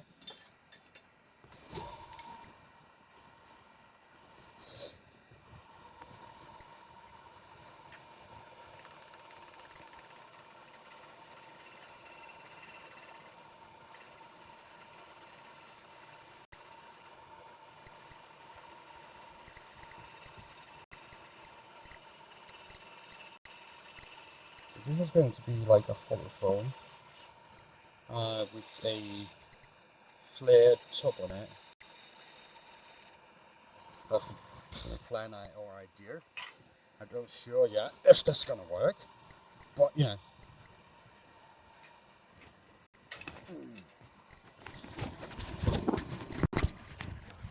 Sorry about that. The microphone was outside the helmet. Okay, halfway. What's your question?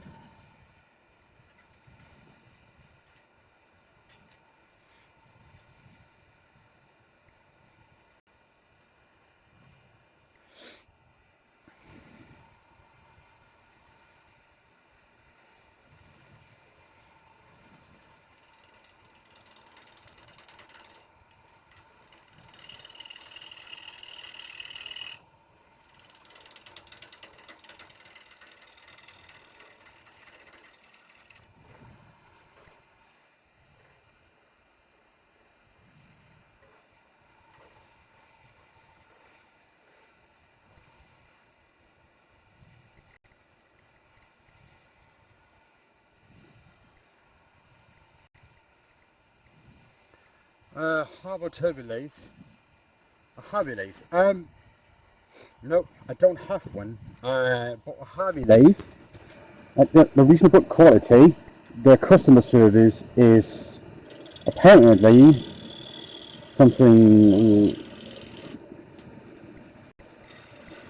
less desirable.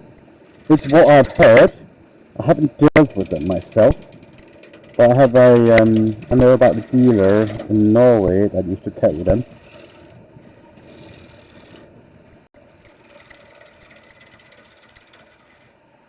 The dealer in Norway, yeah. So he wasn't happy about it because they got a lot of they have paint damage in most of them. He was not too happy about that. And apparently the customer service were not too keen about doing something about it, so it's not the best for him.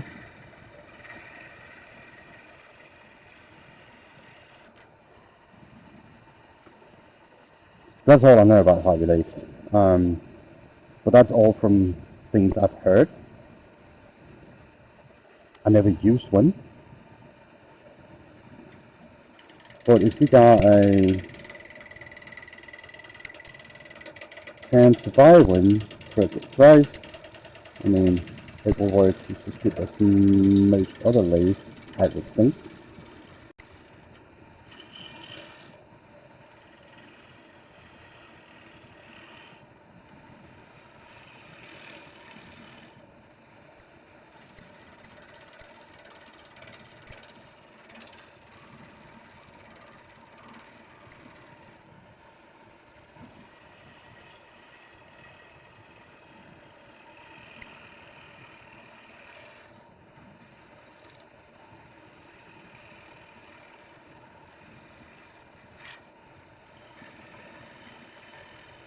But you know, as most of the ancient juice lathes, they are not that big of a difference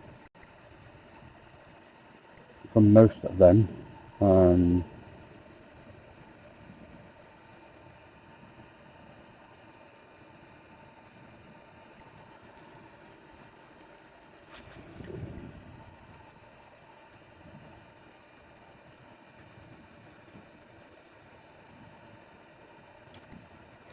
So the back is coming off, that is certain now.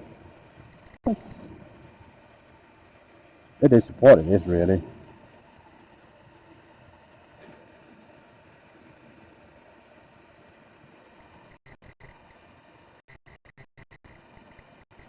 So, but you know, it's going to make my life a lot easier not thinking about the back chipping off anymore. Because I did it on purpose. I could always make something nice with that rim. Let's see.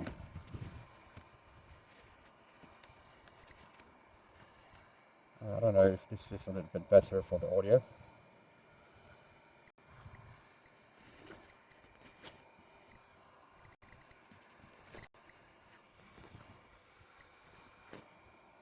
Maybe it's a little bit better. Let's see. No, there's nothing wrong with Chinese lathe. Some of them are just overpriced. Like for instance, the Buisness or starters from, they are, in my opinion, too expensive for what they are.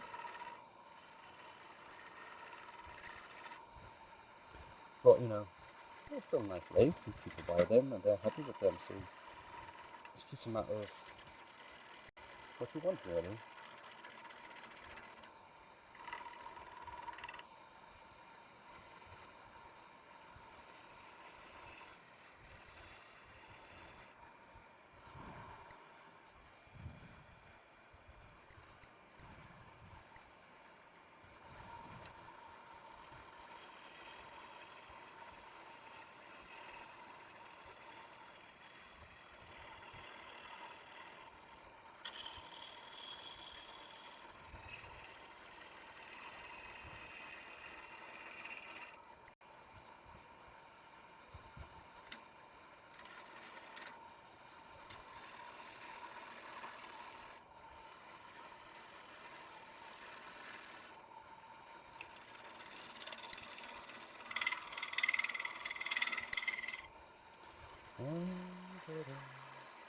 It's tricky because I cannot see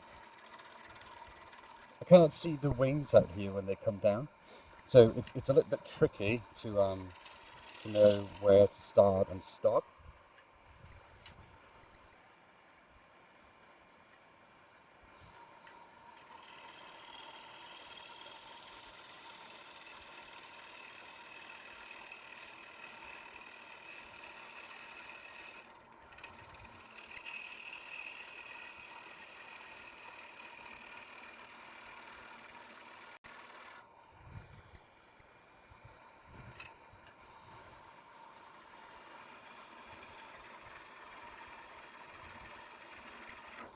Oops. Yeah.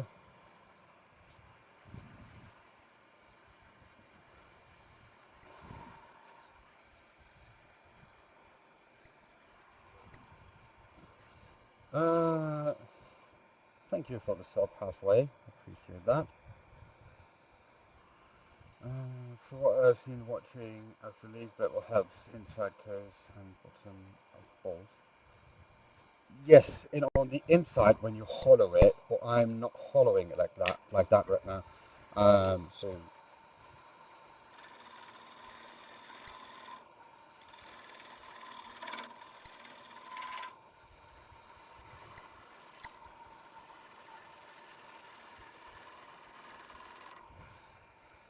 I'm trying to match the curve from the bottom onto the top piece.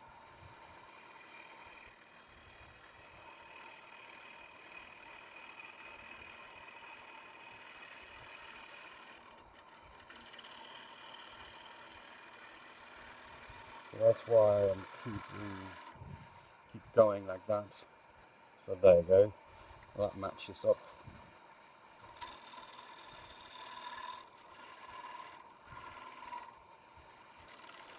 Well, I'll show you what that is in a minute, Michael,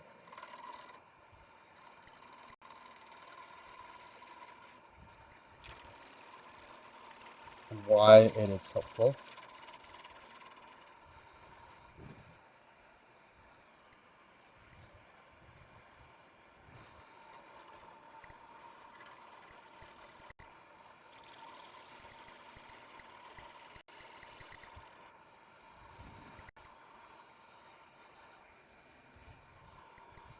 Okay, hold on. I am good. Ridiculously close to coming through. Down here. So I'm gonna fix that. But let me show you, Michael or Dan. This is a 60-degree angle up here on the top there. This down here is a 35-degree angle.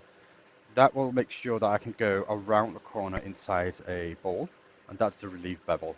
Now this is really extreme, but it works really, really well.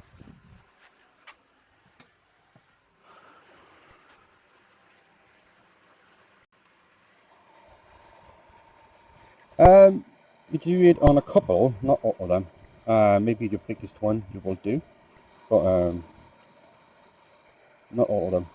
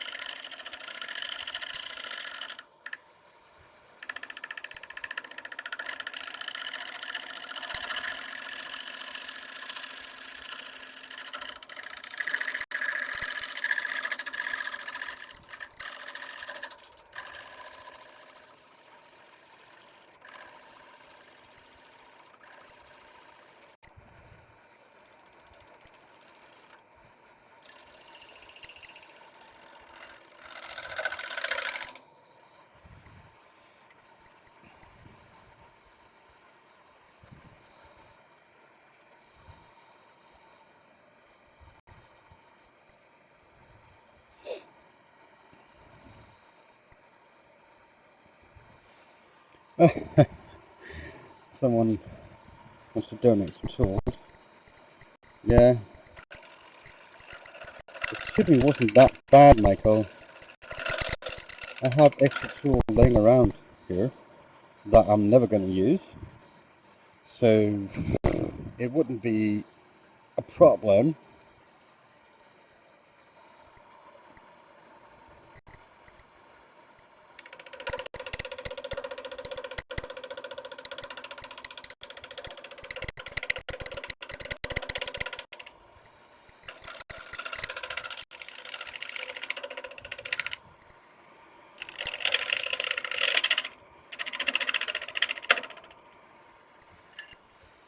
And something broke.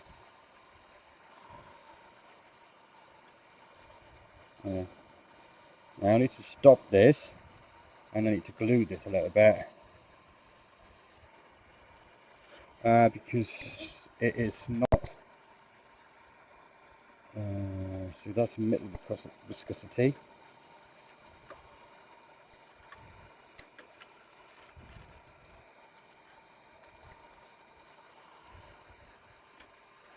So,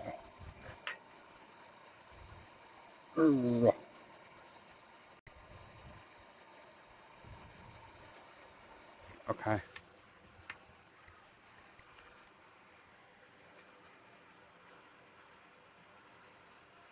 Michael thought we was over this. Real men don't drink tea.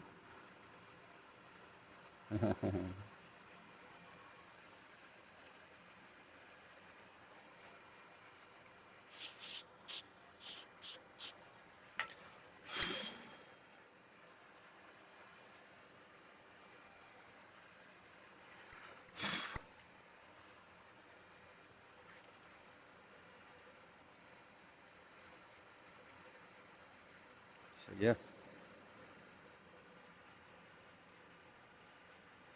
unless you got whiskey in it or something, right?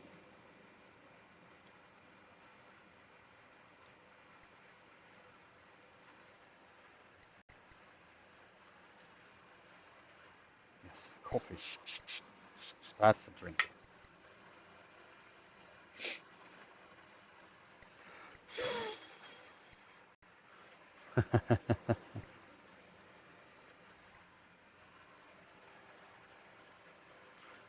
We're not over that debate.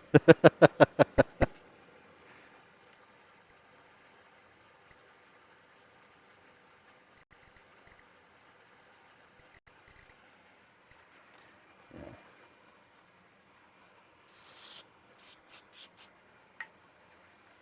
We're gonna have a good talk one day about that, Michael. Um, Preferably over a bottle of whiskey, right?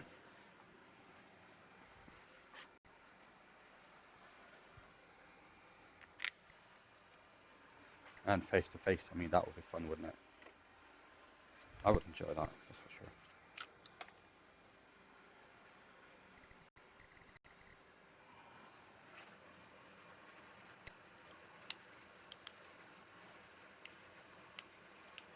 Yeah. Well, unless you're sick. I know I'm going to piss off all the British people for just saying that. I mean, if you're sick, that's all right.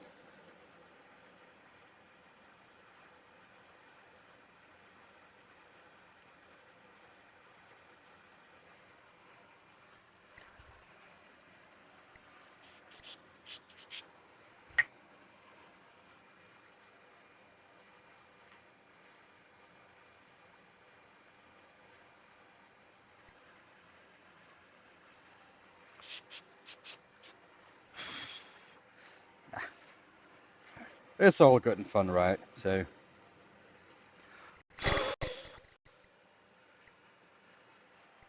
it's all fun.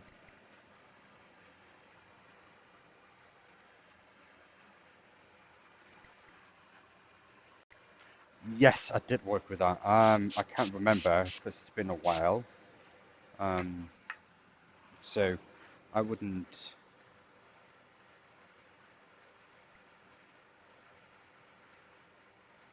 Well, it's probably just like most other exotic hardwoods, it's either flaky or cuts extremely well.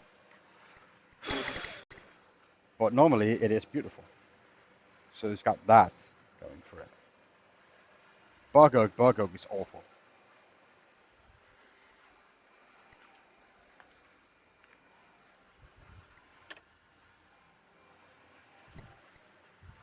It's flaky. It falls apart just by looking at it, and yeah, it's an awful thing.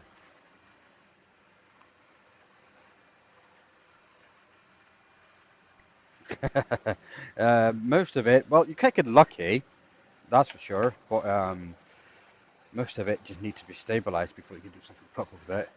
Um,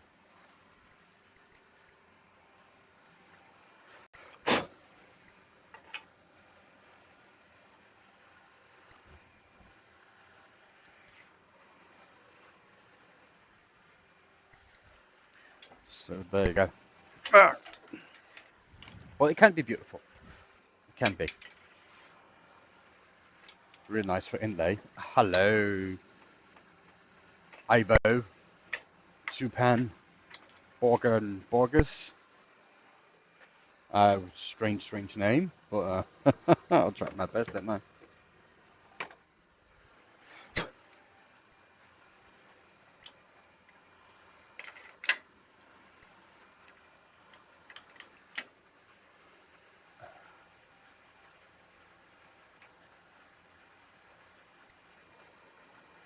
Hundred and 81 people. I mean, that's not too bad. I mean, that is nice. So let's see. I can go. I'm gonna go. Let's say 8 centimeters deep.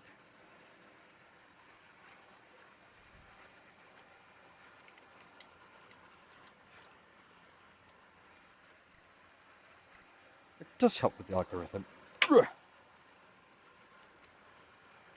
So let's try and drill this out.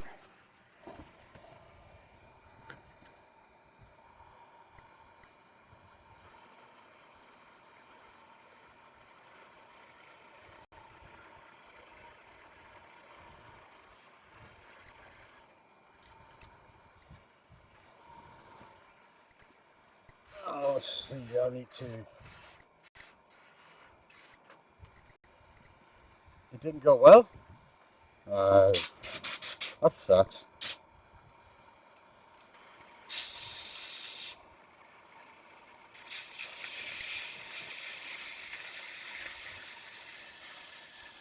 I hope I didn't lose too much money on it. I mean, that's the name of the game of those things, right?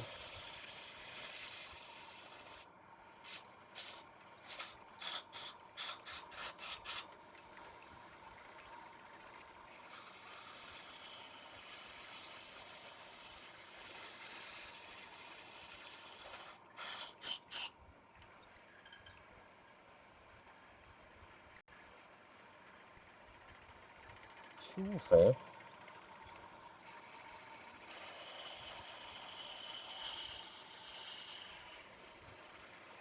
So that should be about 8 centimeters deep. So let's see. Get that away.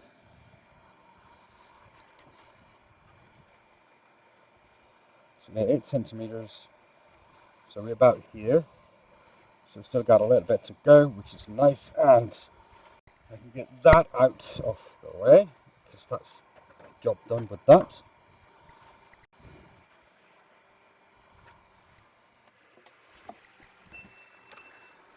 So, because I'm going to turn the way I am going to turn now, I don't think that I will need my face shield, which is a huge bonus for the...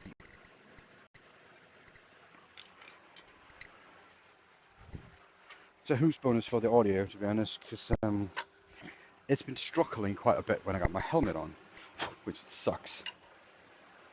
So let's just try this and see how that goes.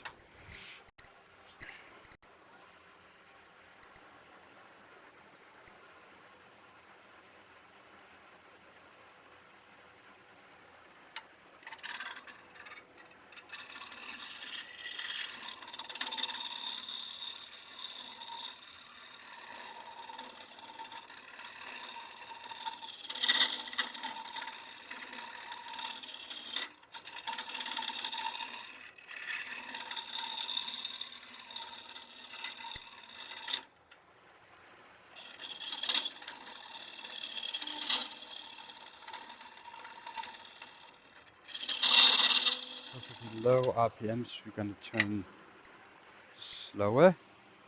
Because I'm afraid that this out here will break. I could just try to add some tape to it, see if that's going to...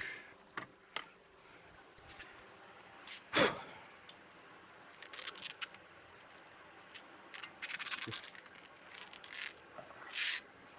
hold it together and stabilize it a little bit so I can turn off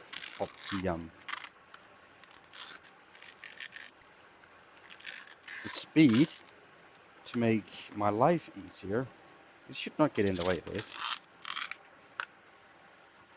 Should not get in the way. So I'm just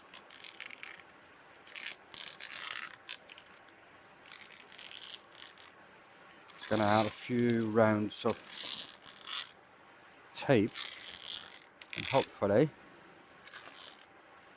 it will do.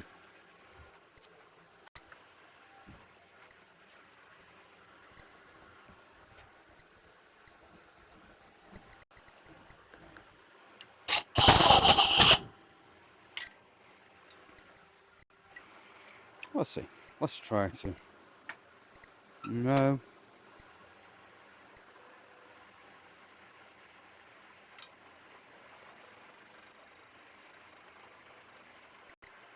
Well, if it blows up, it blows up, right?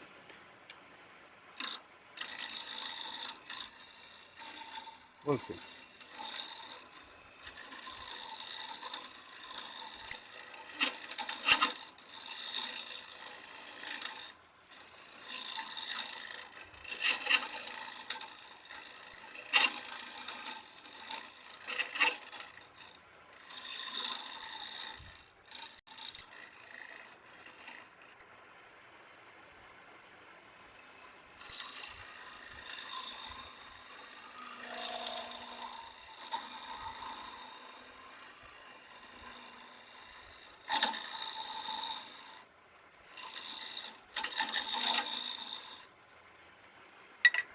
Now I'm gonna get my helmet on again because this is horrible.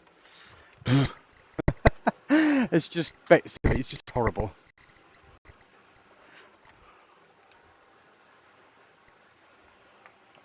Getting just shavings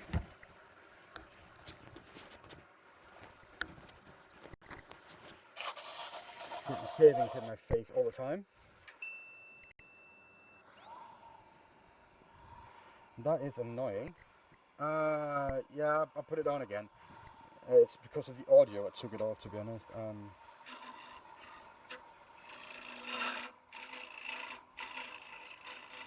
I do not speak Spanish, Victoria. I'm sorry. Can you translate that to English? I'll be happy to answer or reply or whatever.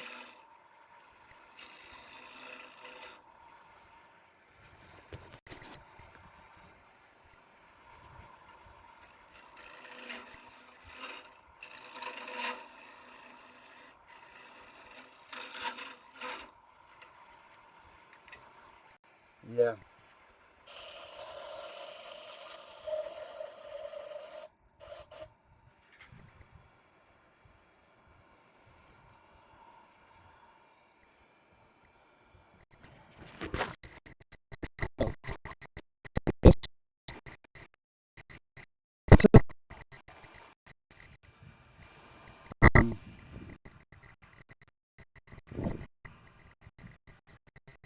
So let's.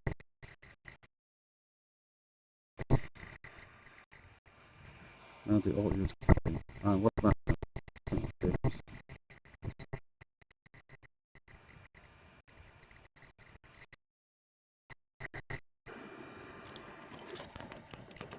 I'm gonna go with what I did. I'm just gonna accept that the audio is not that high. Okay.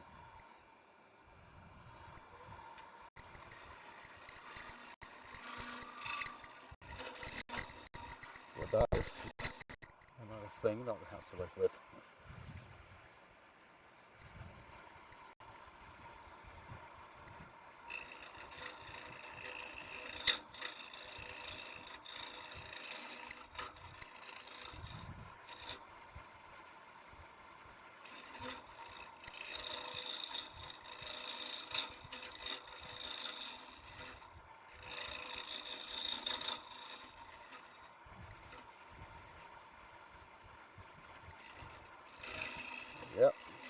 hollow this out and see how it goes.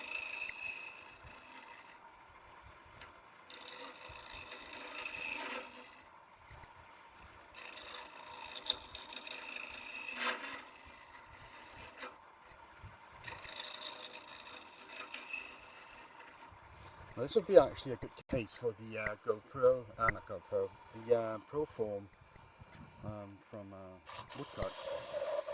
This is wet timber, and that system really likes wet timber. So yeah, but we're going to need to hollow this out to quite thin because it is wet.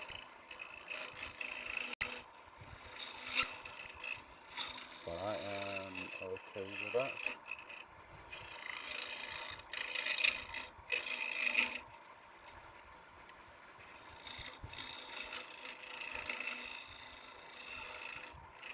I might need to make the hole bigger at some point.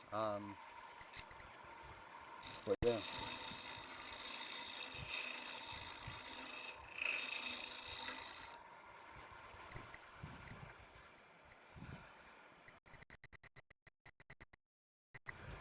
Try to add a bit more volume and see if we can get it to go without clipping the audio.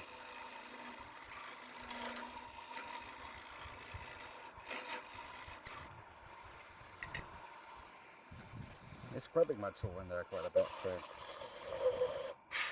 I am removing material, as you can see. There's a lot of stuff coming out.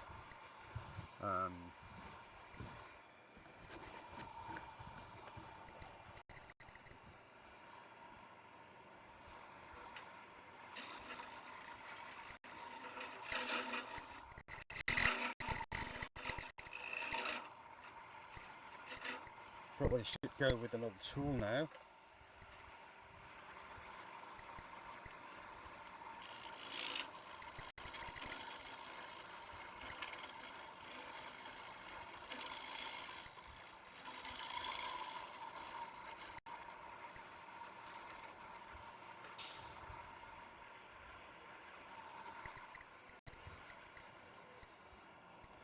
Okay, so let's just get that out and move this a little bit further away. Not a lot though, because that's not needed.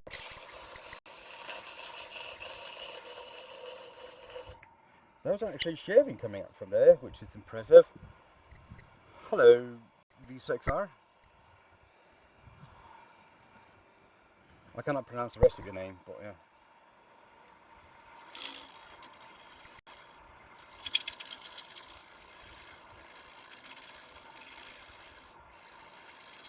Because I cannot read it. But yeah.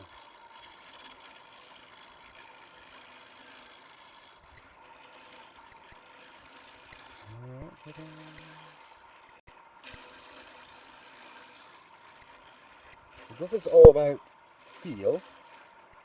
Because there's no way you would know where to go and where to stop. Because, hello.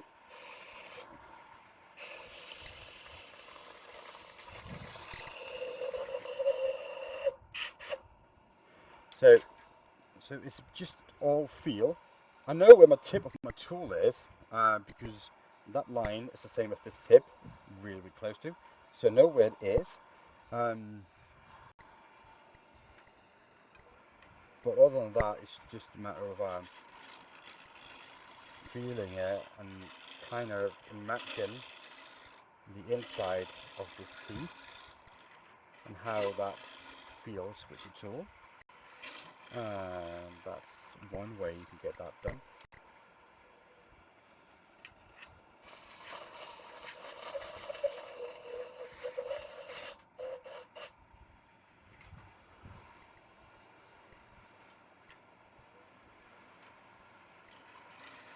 And you need to stop really regularly to clean off the shavings.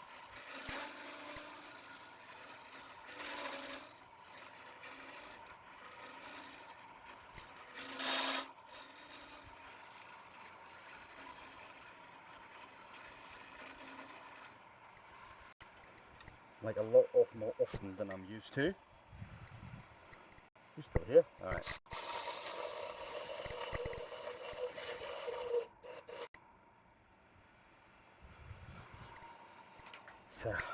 it's actually nice to be able to sit down on the lathe like this for once, and work.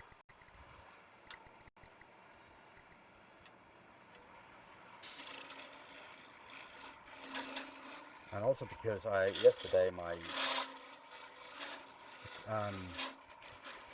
it was really hard on my back yesterday. Most of you know that my back is not like top of the line anymore.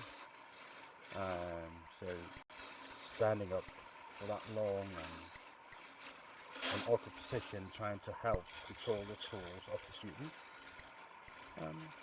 was a little bit tough on the old body, which is okay.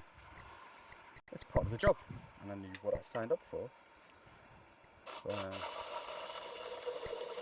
I was tired when I got home, which is expected, as you should be after a full day of woodturning.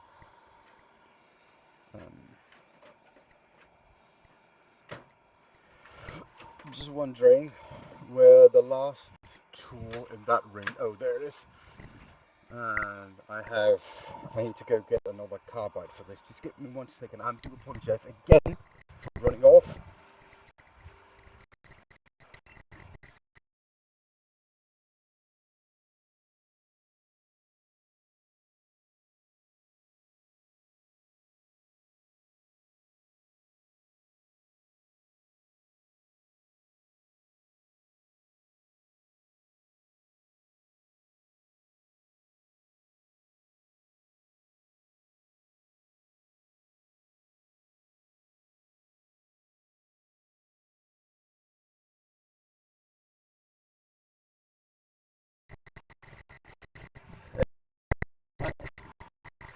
Everything is connected. I am back. Sorry for running like that. I forgot and I didn't prepare properly, which is stupid. You'll just violate that thing. What do you mean?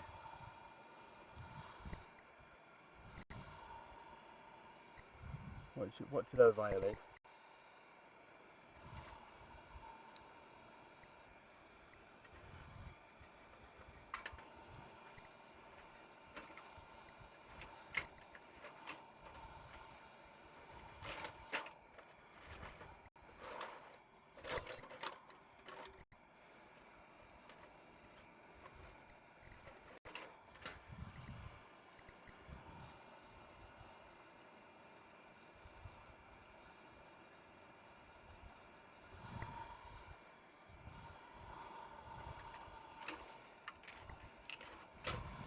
Now let me get that into the handle, and then I can use that. Hello, Elio. Okay.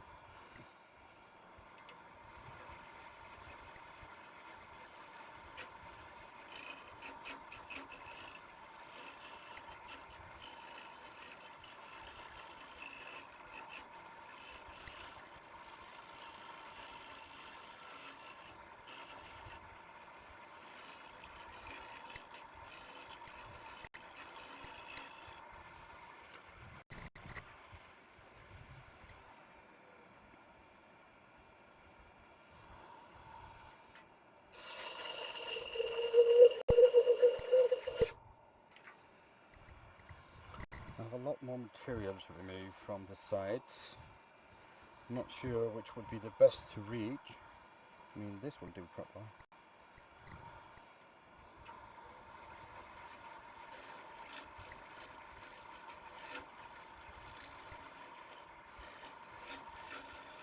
If it's even possible with the tools I have to get this hollowed out properly, or do I need to make a bigger hole? I mean, I can always make a bigger hole if I need to. That'll get me so much better reach. So it could probably be worth it.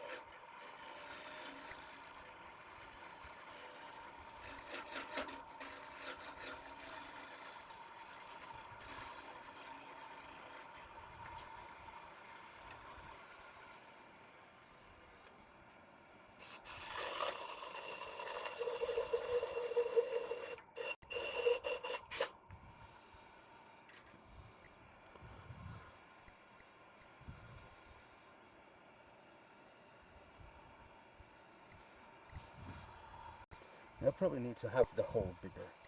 Unfortunately, I didn't want to, but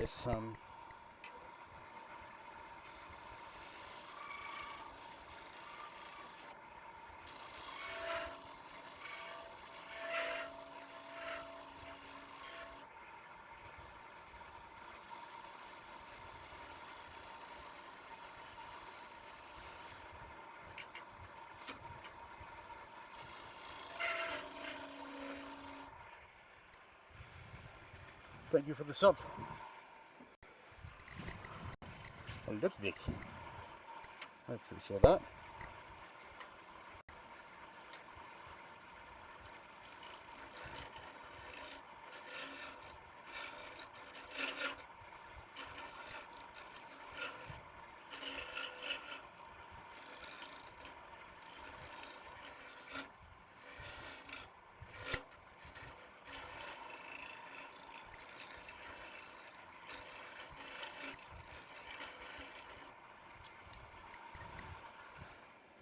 It's getting full really quickly.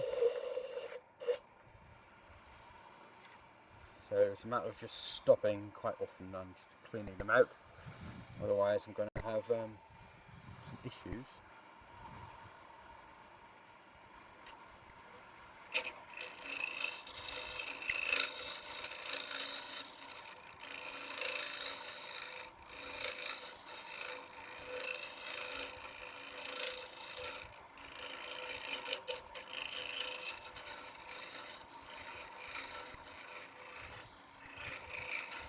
Let's see. This is slow progress, that is for sure. That is really slow. But you know, hopefully the result will be worth it at the end. Let's see where I am thickness wise.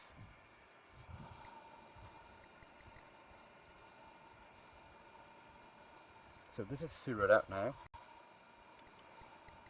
So I still got about an inch, more than an inch here, a lot more, so I got a lot to go.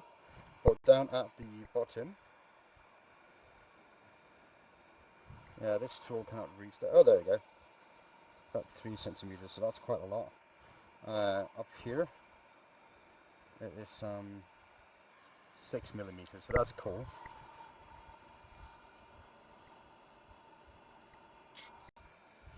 So that's cool. Okay. So a lot of bottom, a lot on the sides. Kind of knew that, kind of figured that because it's how it felt. But it's sometimes nice to know these things.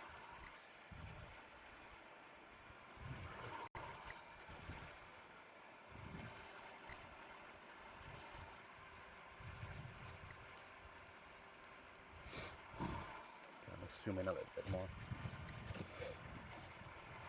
Hey, Michael.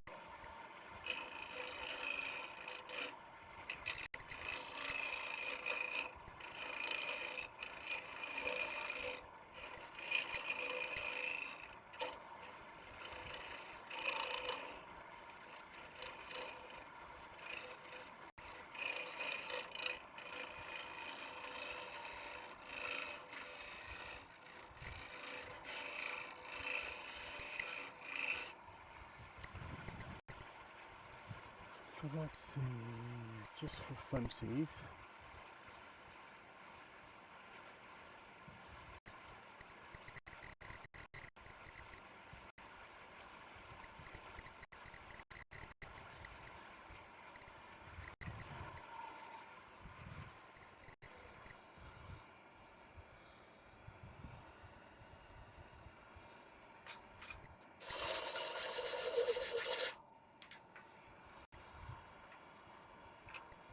Right, so I should be able to do a lot of this hollering here on the side with this tool.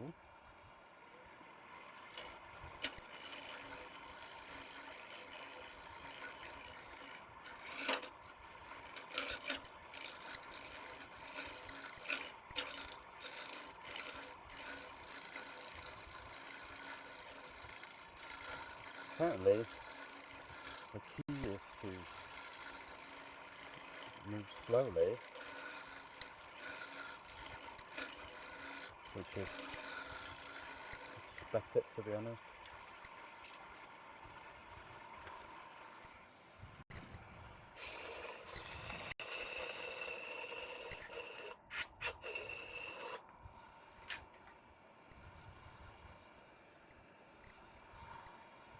So now I kind of need this, but both my tools are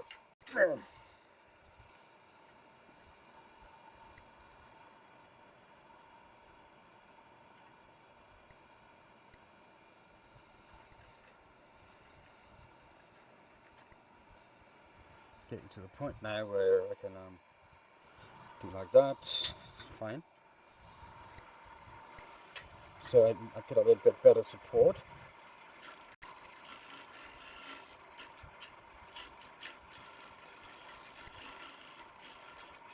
If it's getting really deep.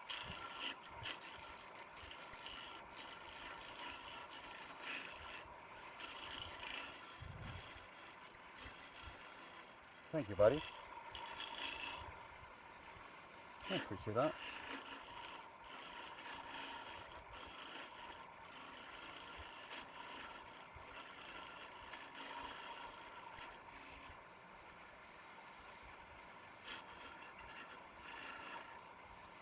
So let's see how deep we went with that cut.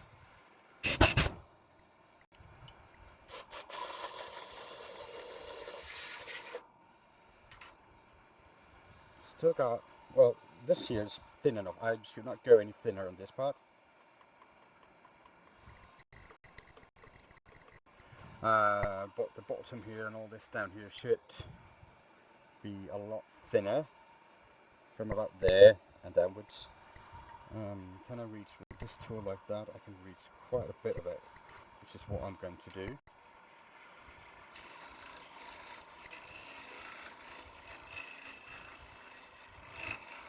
Just a second, my son just came in.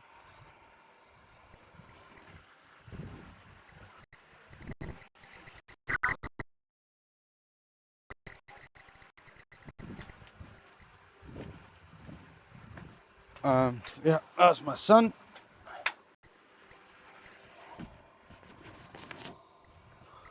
What the hell? You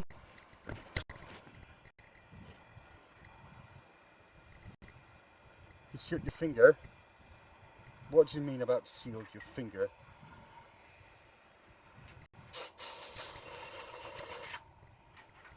What do you mean?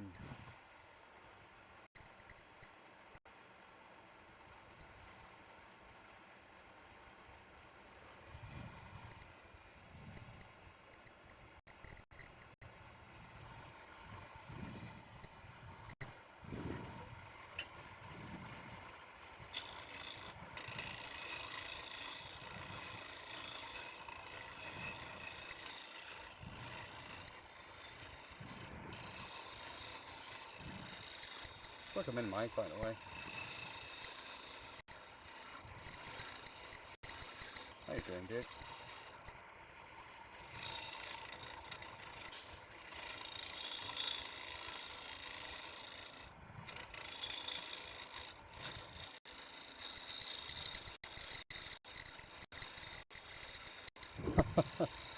That sucks, dude.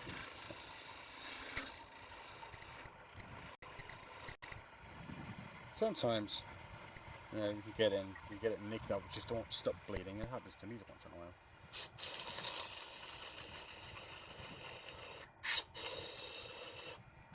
I had a paper cut bleeding for 2 days. That's crazy.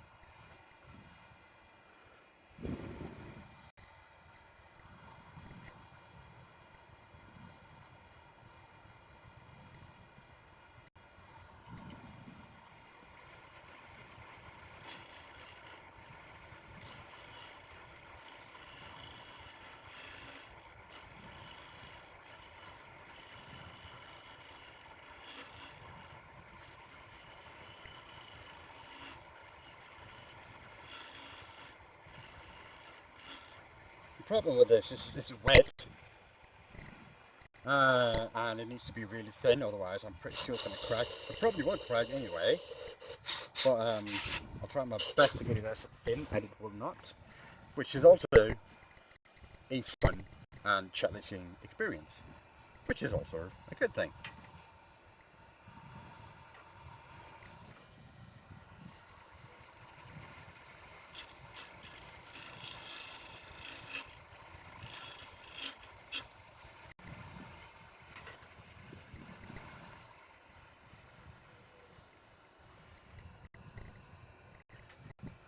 Put it up a little bit higher, so it's a bit low, I think.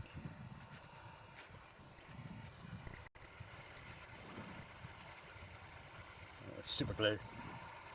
Yeah, actually, someone told me once super glue was invented for taking care of wounds like that on the battlefield.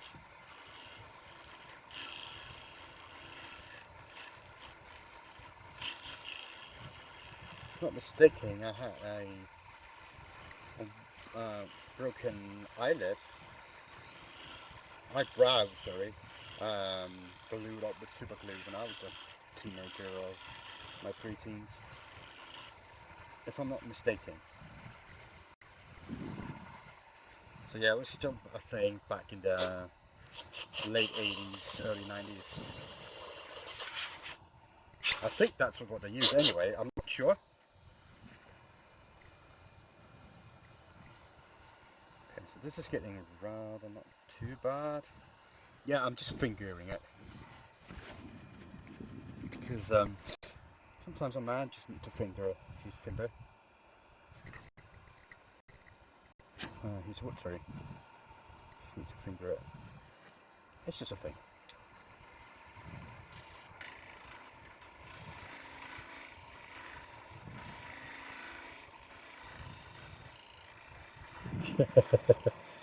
Exactly, Michael. Should I wet it before I go in next time, or should I just go?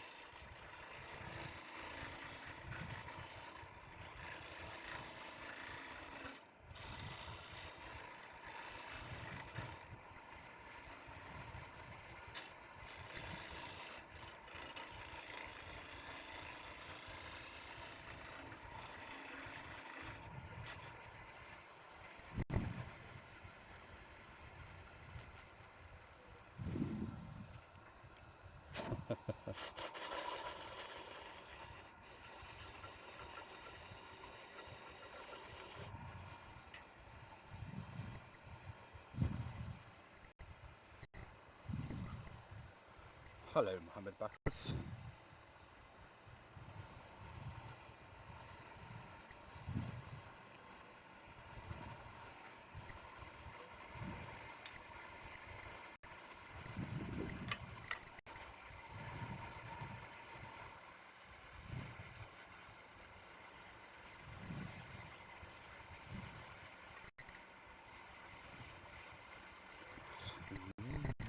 Experience.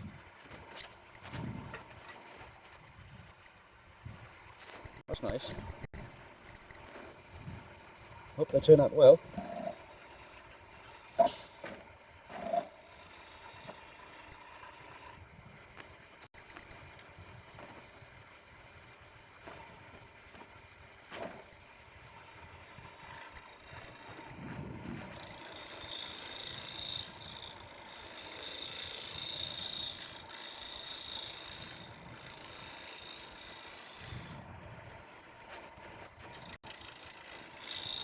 Oh, 3D printed place.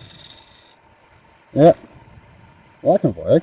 Well, actually, you can just warm it up in a toaster and squash it in, and you got a pin plane. You about I can't remember how hot my extruder are, but you can look that up. So you can actually just warm it and squash it in.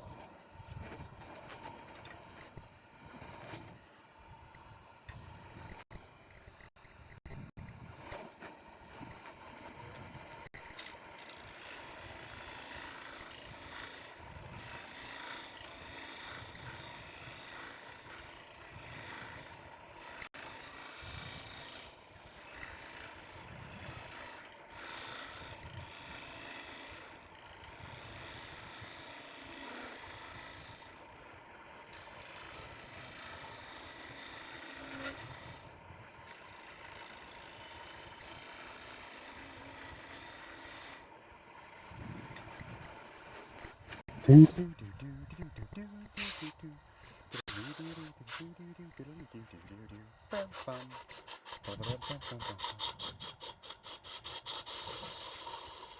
you're not on there, Dan? Discord? You should join it. A lot of crazy ideas in there. Thank you, dude. Appreciate that. But yeah, a lot of people get into Discord and just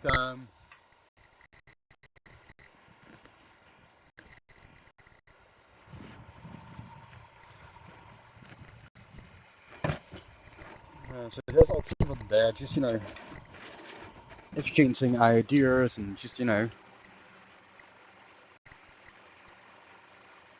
it's a great fun, great place to be, to be honest. So we're at 15 mil left.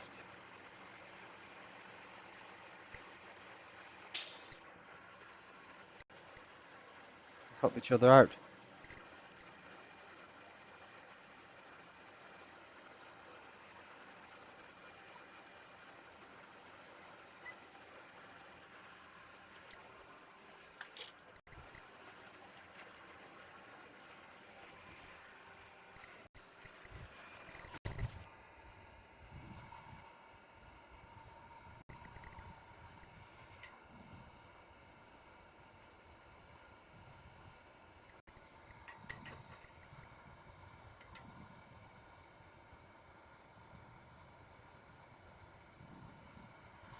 Let's see.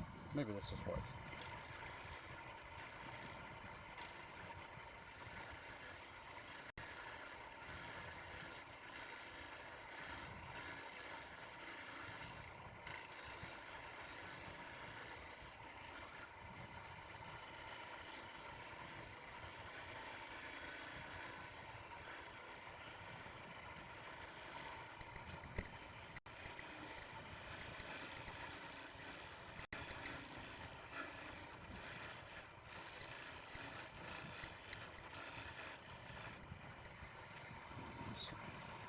For some reason, my phone is not buzzing quite a bit recently.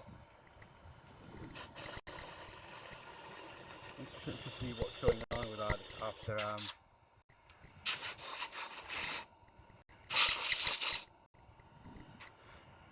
what's going on. Could be people trying to sell me stuff, or want me to sell stuff for them, or could be finally some offers for endorsement. Let's see.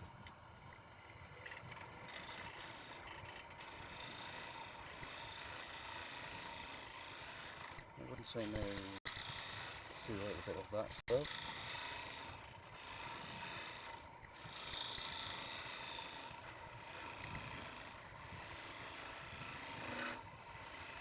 Hopefully, I'm not going to go through the site walls.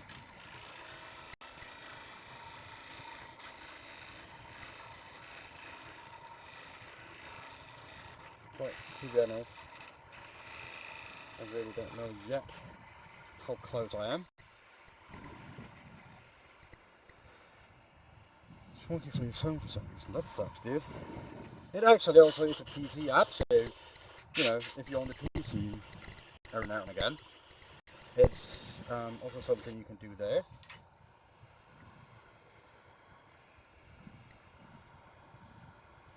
So you don't have to use the phone.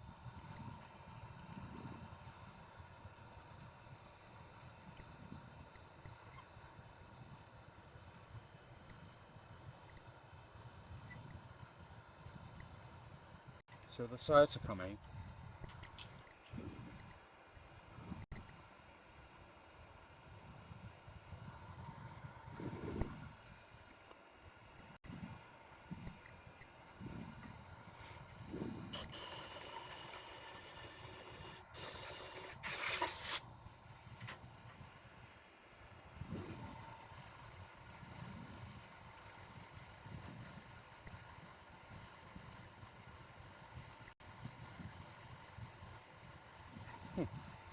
So that tool is done. So what about this? Oh, it's a little bit something maybe I can do there. But it's not a lot there.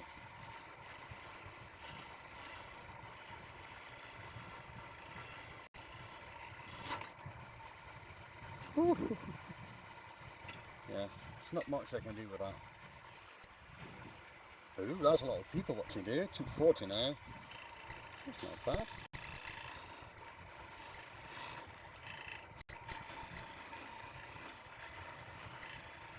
Yeah, join the Discord if you want to learn about tips and tricks woodturning related, or just hang out with other like-minded woodturners. Some of us even play video games some evenings, because there's a voice channel there, and everybody can just come and hang out.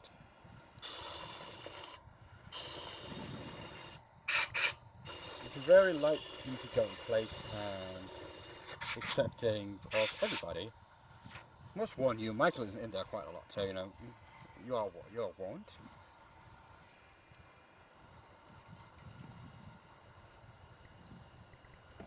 You have been warned.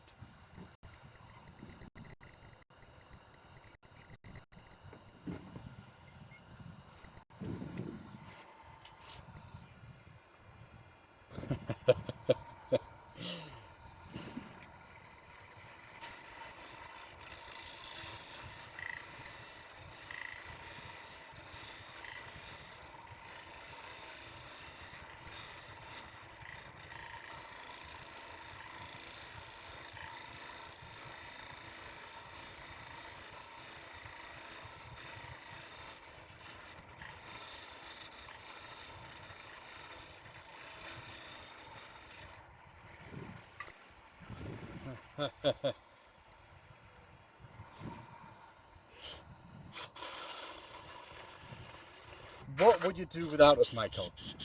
What would you do without us?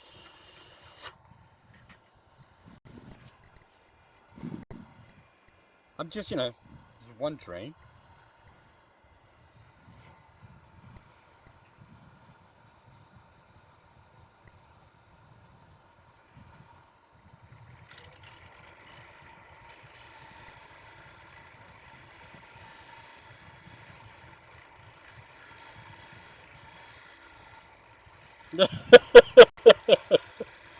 Well, there you go. You need us, and we need you. See, it's the family. That's what the family is for, isn't it? It's an extension of the family, of people who actually care about us.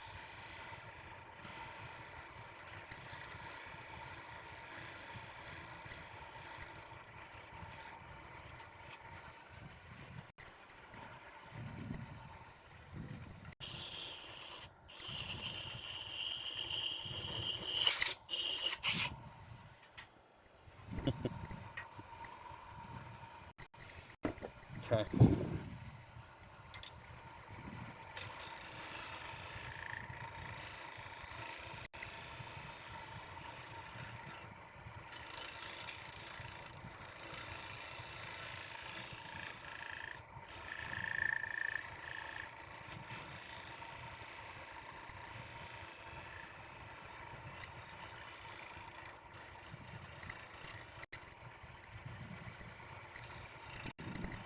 Ah, Michael, you've got potential. You just have to believe in yourself. Bettina, who's in here, she's been training for years, which actually really good. So, and she was all self-taught. Yesterday was the first time she ever had a lesson. And she chose to have that with me, which is not probably the wisest decision on her part. But, one day she'll probably learn. You're self-taught? Yeah, Michael, that you are. You never had a lesson, that's true. Well, I don't think I've ever seen someone asking that many questions. There's nothing wrong with it. I enjoy it. It's yeah.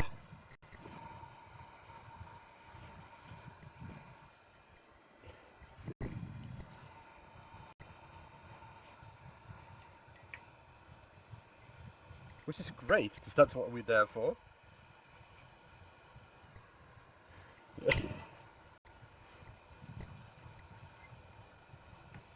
Nah, dude, you're good. Ask away. If you don't ask, you will never improve. And if someone knows the answer to the question, there's no reason for you to reinvent the ball or the wheel, as they say, right? There's no reason for that. So, let me just see, can I?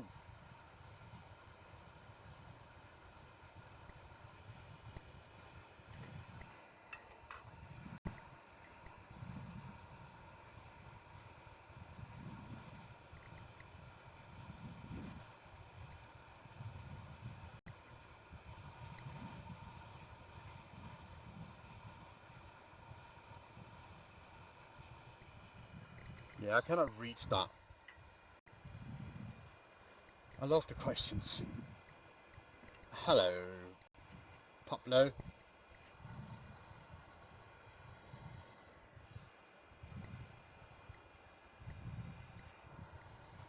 There's a lip in there.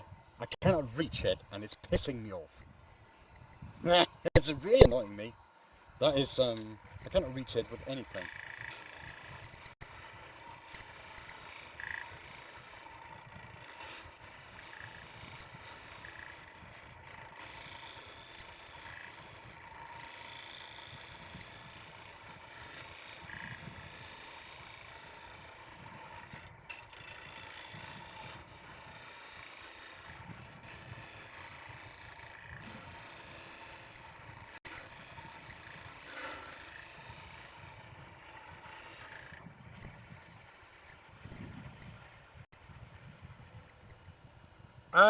My lathe is a one-way 2436. I would not recommend this for a beginner unless you have a fuck ton of money and just want to spend it on something. For a beginner, um, find a tabletop lathe, 750 watts motor. Um, could do. You can do small balls on air, just about anything. Nothing big or major, but you can do small balls on that. You just have to be careful and work slowly. Um, so something like the small. Where you're located? What part of the world are you in, Jamie? What part of the world are you in? Because I can probably send you some links for what I believe is a good beginner lathe.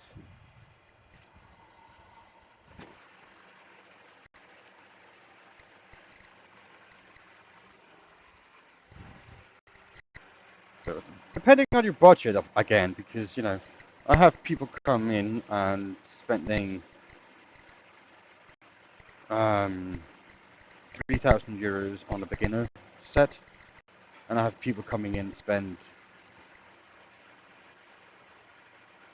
uh, 200, 300 euros on a beginner set. So, and I mean, I've seen anything in that range and even higher. So, depends on what you want to do, the space you have available, and the money you want to spend. If you can answer that question, I can recommend you lathe that should fit that description. But just remember, the lathe is the cheapest part.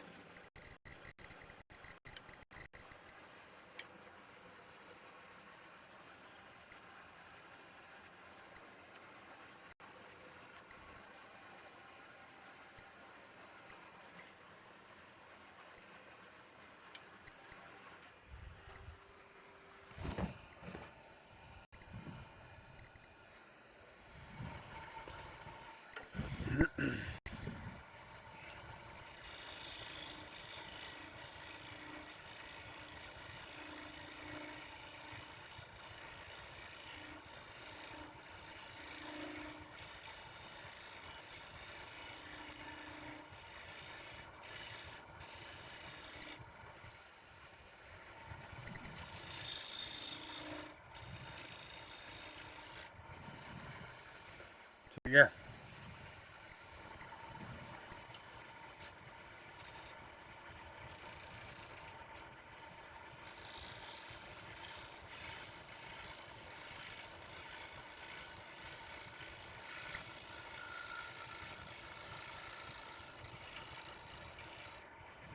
Yeah, the labour is the cheapest part.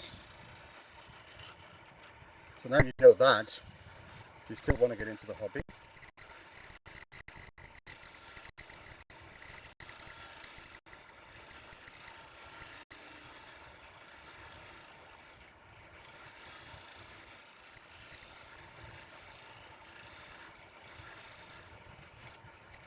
But I'll be happy to guide you anyway.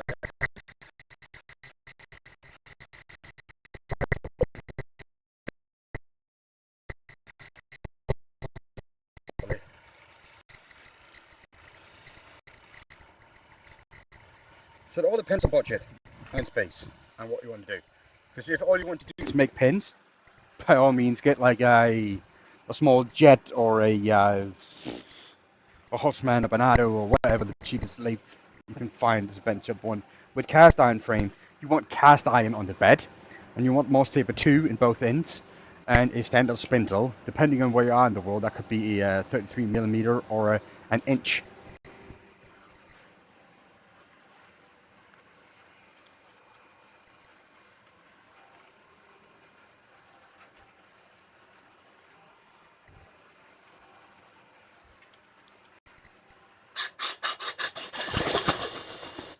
Don't ever buy one of those with iron rods on it or anything in that range.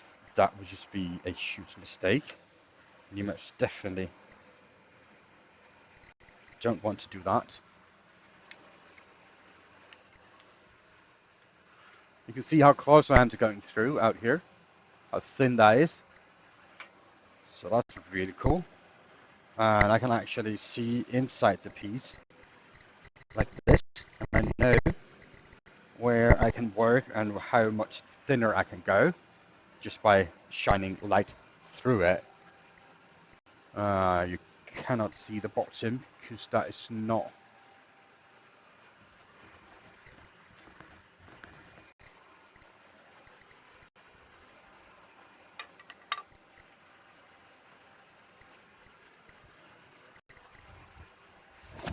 So that's going to be my guide.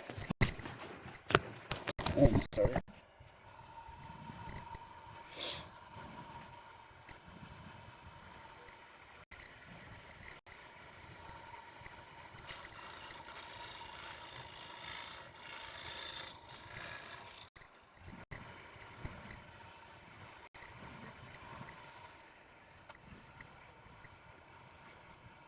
Well, I can just take the lathe in reverse,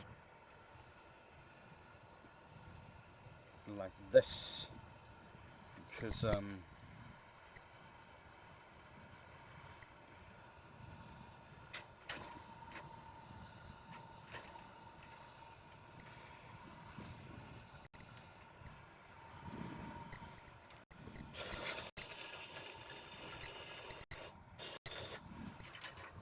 that's why I can see a lot better.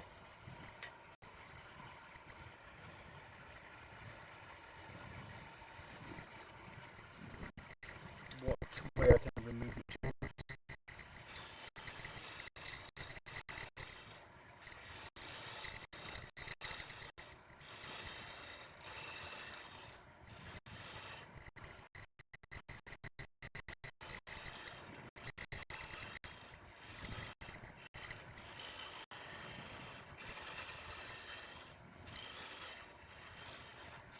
As soon as you can see light through, it means you're getting close to being thin enough.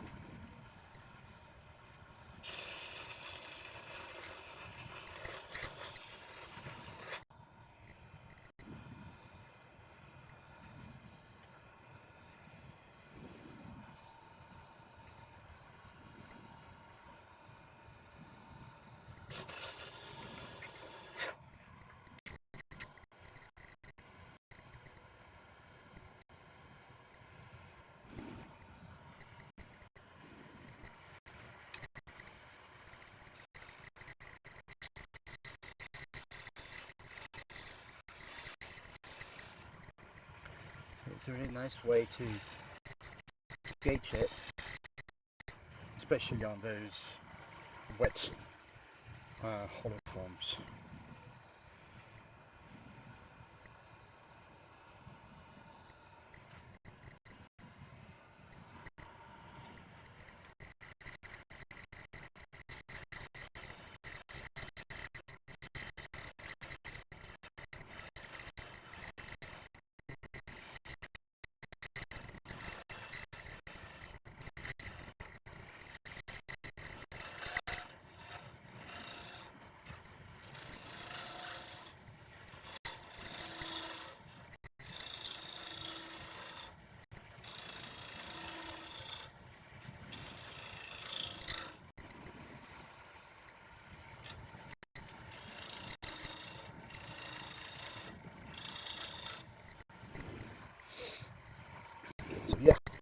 done with this,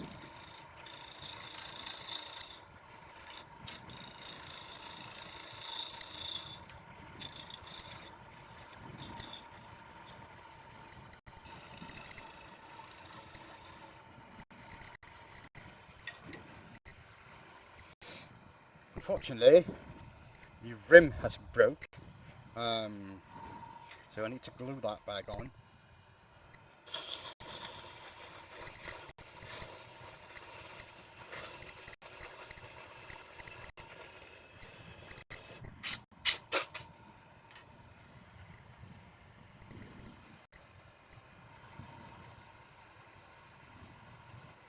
It's broke around up here.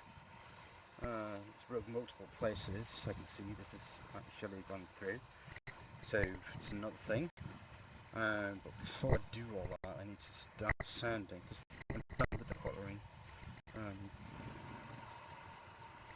mean, there's a little bit there I really would like to get rid of. If I can reach that with this tool.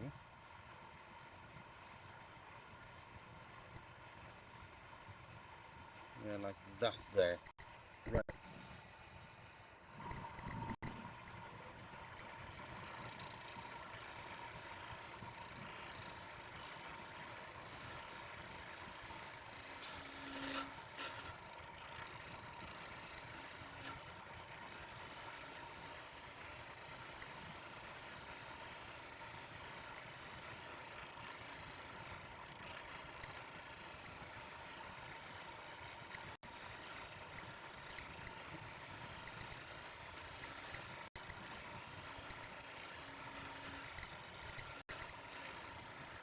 I think that will do.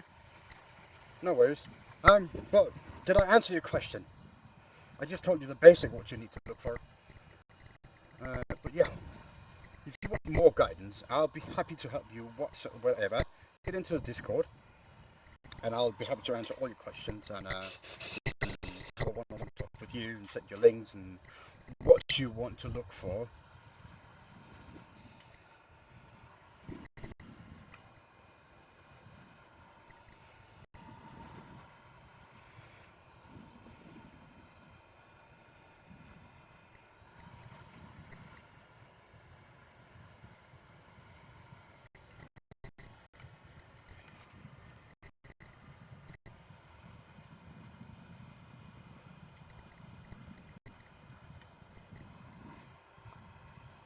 Hello, Evelyn.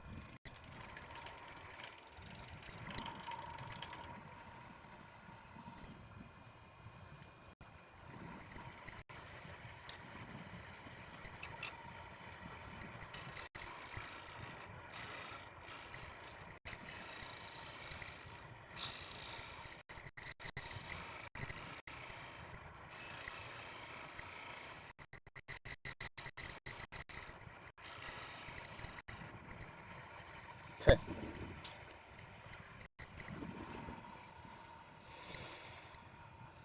I think this is good. I think this is good. Okay. Now I can take this off. I think that's actually wide cracked.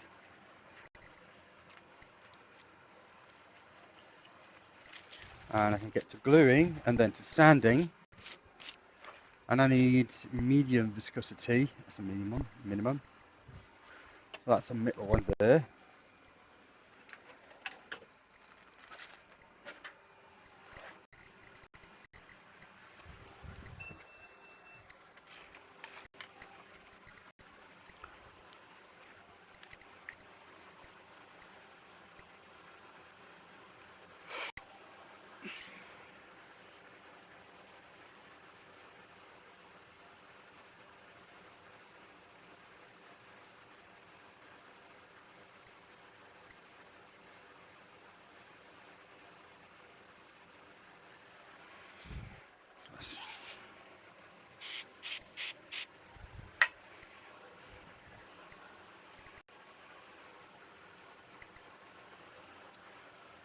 The problem is it's actually bent.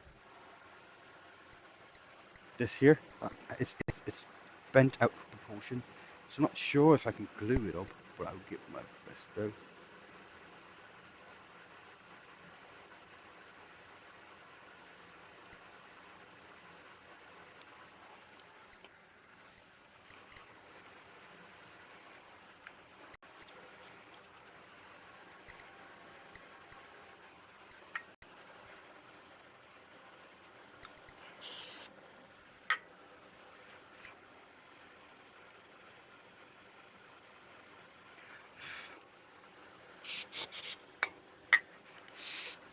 Get my finger out before it starts hardening too much.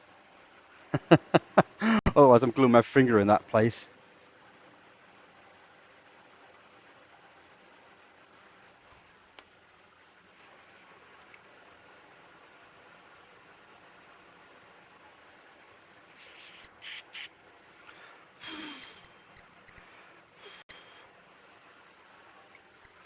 That would be nice, wouldn't it?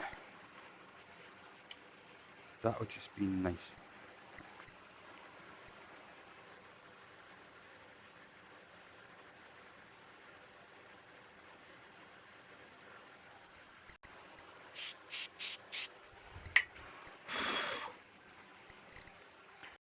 So let's just see if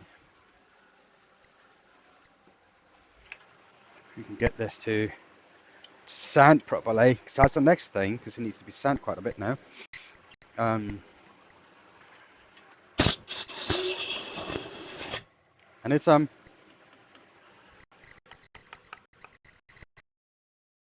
of thin.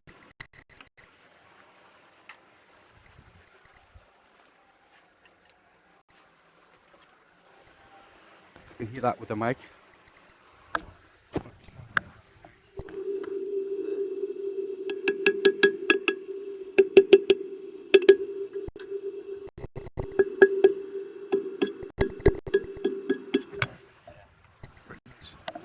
That's pretty fun thing to be able to do.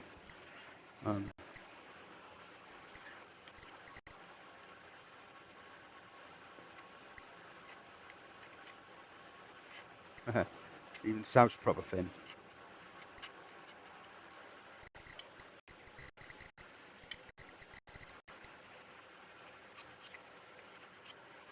Alright. Lovely sound, yeah. It's great. So let's get sanding. Righto.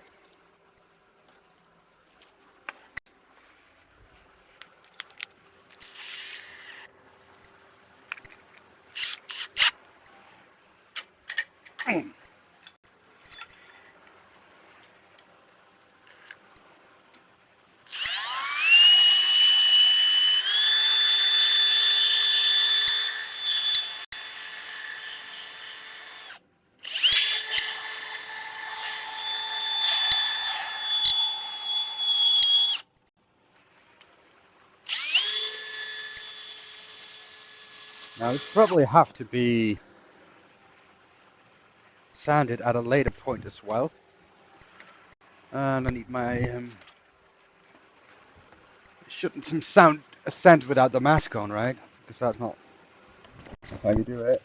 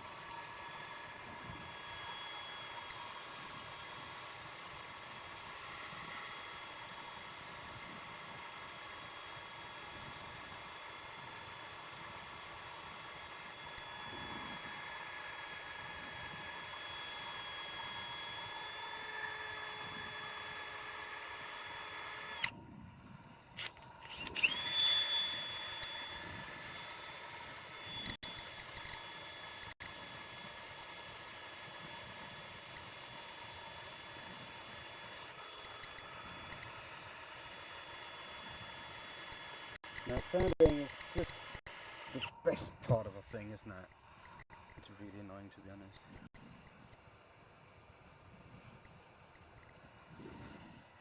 It's just really annoying.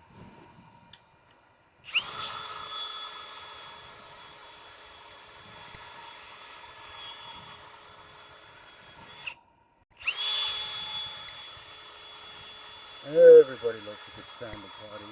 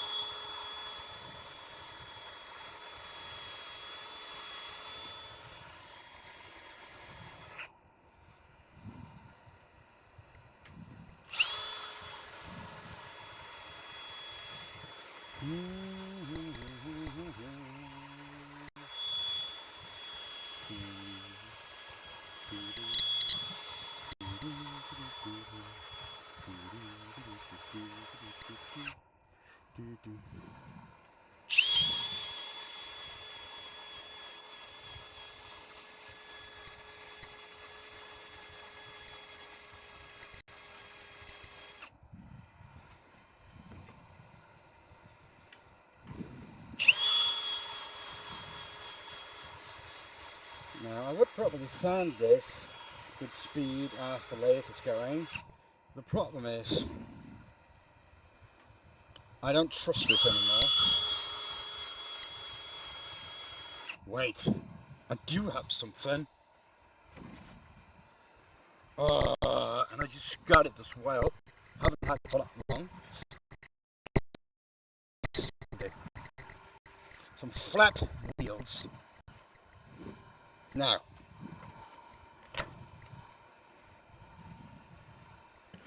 hold on.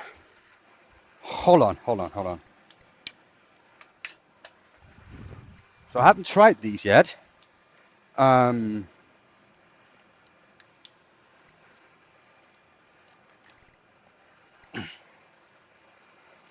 I don't know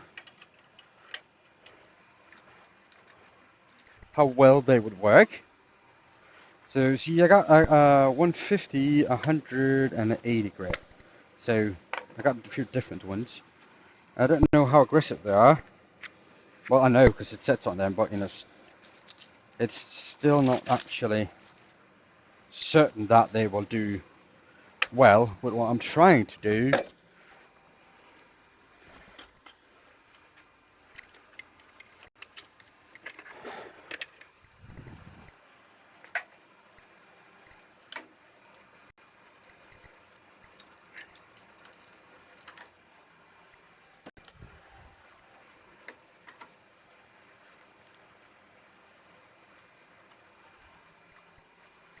So this is the 100. Let me start with that one and see if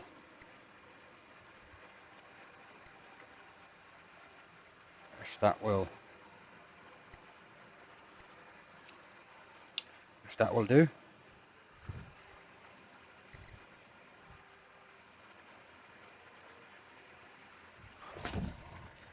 Oh, look at that.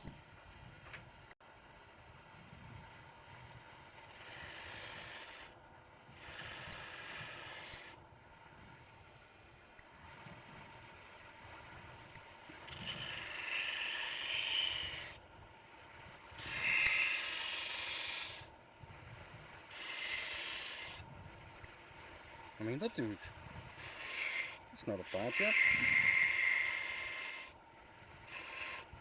I think I could go.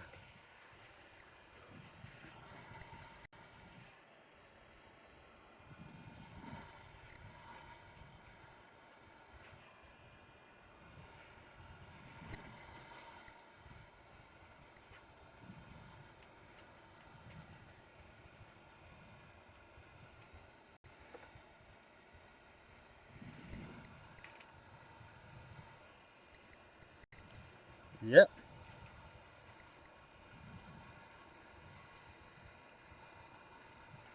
I actually bought them for when I do my secret project, because there's a lot of sanding at the spindle sander or by hand, which is kind of annoying.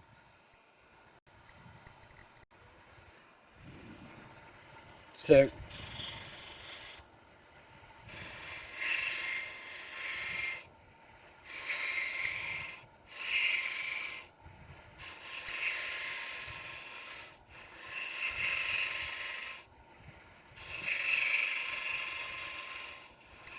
but it seems to be working great here.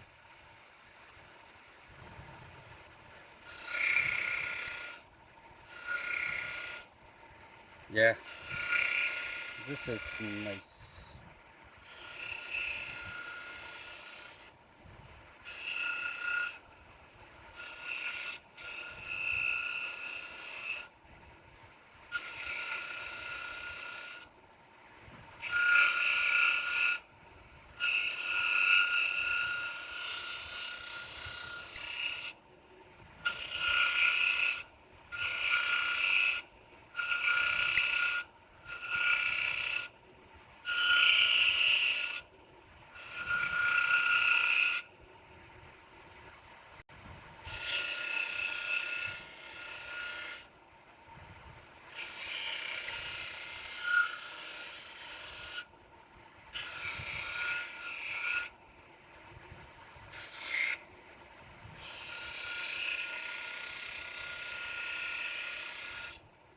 Yeah, this is nice.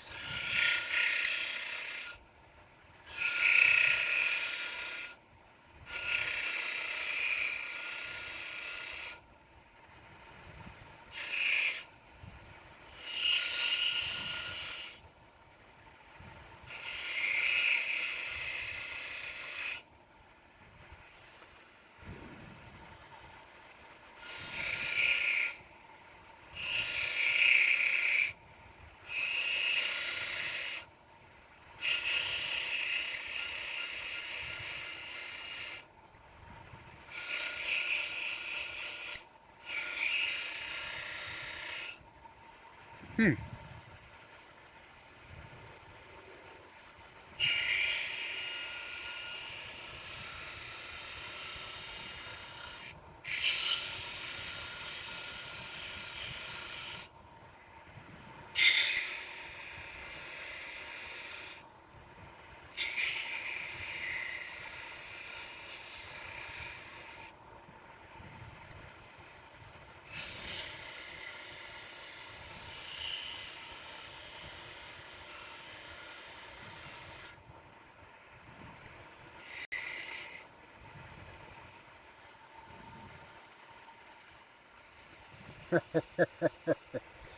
Yeah, I like it a lot as well. So, I need to do something about sanding here on the inside, but for what I'm trying to do here, and to get the video over, to be honest, the stream over. I've been streaming for what? How much? 3 hours, and that's a lot of hours.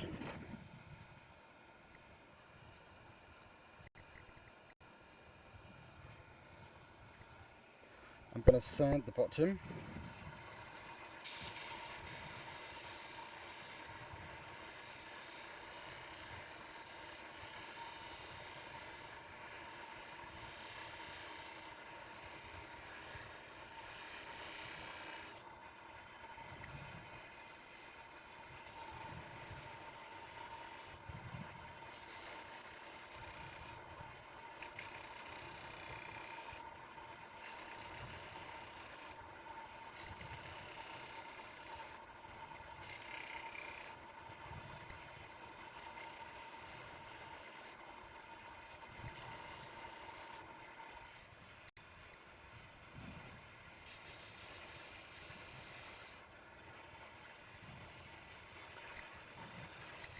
I need to make one thing now.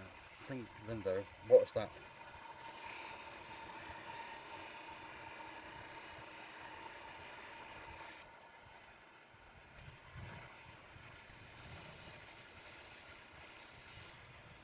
What do you need to make?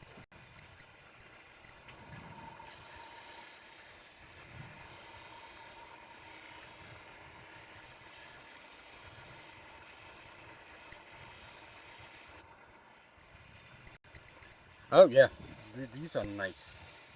They're actually, you just take 2 layers of plywood and put a Velcro disc on it, um, or you can buy them complete. So that plywood, you can just have that on a ring, and you put it on the chalk, or you can have it on a face plate. So I mean, both of it will do you well. Now this is a unit that I bought completed because you know me. Um, if you don't have room for a disc sander, like a normal one, 12-inch one, whatever, this is a really nice addition to have.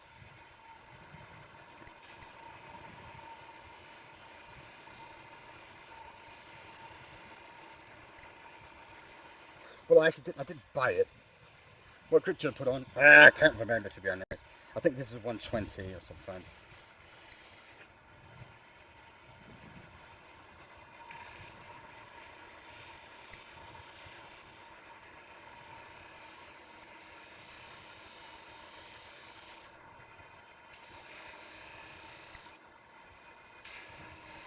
Yeah, I didn't buy this disc actually. Borrowed it from my boss about 7 years ago. and he keeps asking to I bring it back. And I told him after 7 years it is a squatter's right and it's mine. And he kind of just gave up at that point. But do that in a fun way. I didn't, you know, if he needed it, I'll bring it back in a heartbeat. It's just fun. A little bit of fun with the workshop, right?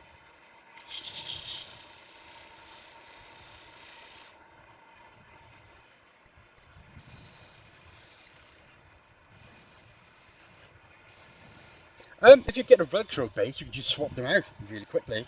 And the Velcro base is cheap. And just make sure you lacquer the board before you put the Velcro disc on it. Because, yeah, that's basically.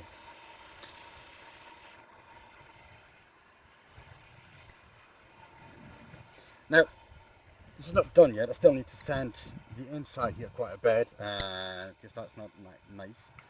But I think it's alright now. I'm just going to give it a little bit of oil.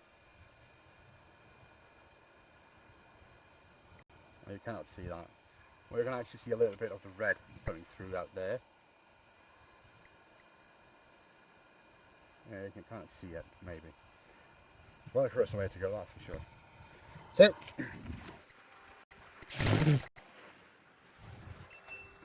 that's it for me today. From me today. I need to finish that hollow form, but sanding it.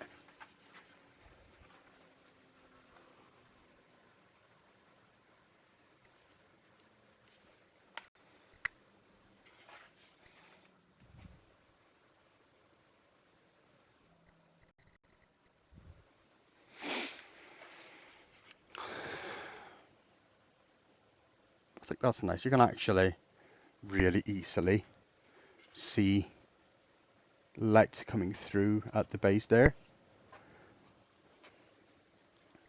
which is fun. You can actually see there as well. It's not, the light doesn't go that far. There you go. That means it is thin enough. Light, get back. There you go. Like that. So yeah. Hollow foam made of wet timber. You can actually turn wet timber to a thing that probably should not be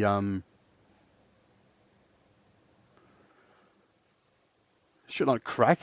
This should hold pretty well. It might distort when it dries, but that's just how life is with wood when you turn it wet like this. Other than that, it's gonna be fine. It's not a lampshade, dude. There's no fucking hole in the bottom. There's no lampshade. Come on. Hey, did a good job.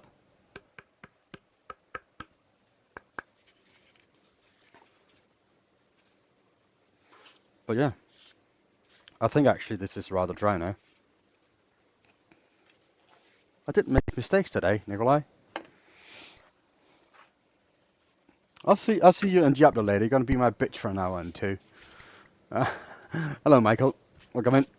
Oh, you just got the brunt end of it, so I'm actually done for today. But yeah, thank you everybody for jumping in. It was really great. I enjoyed it. Now it's time to go relax a little bit. Make sure that dinner is ready soon, because my wife would actually demand dinner when she get home from work, and she kind of deserves it. Because she's been at work on a Sunday, and I haven't. I just been here and enjoying myself.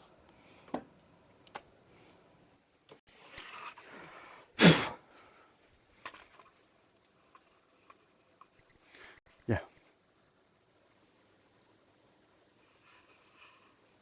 Have a good day, people. Remember, be good to the world will be good to you. It's just how it is. Take care, sleep well. What's for my what's my short coming off this? So yeah, have a good one, peeps. Later.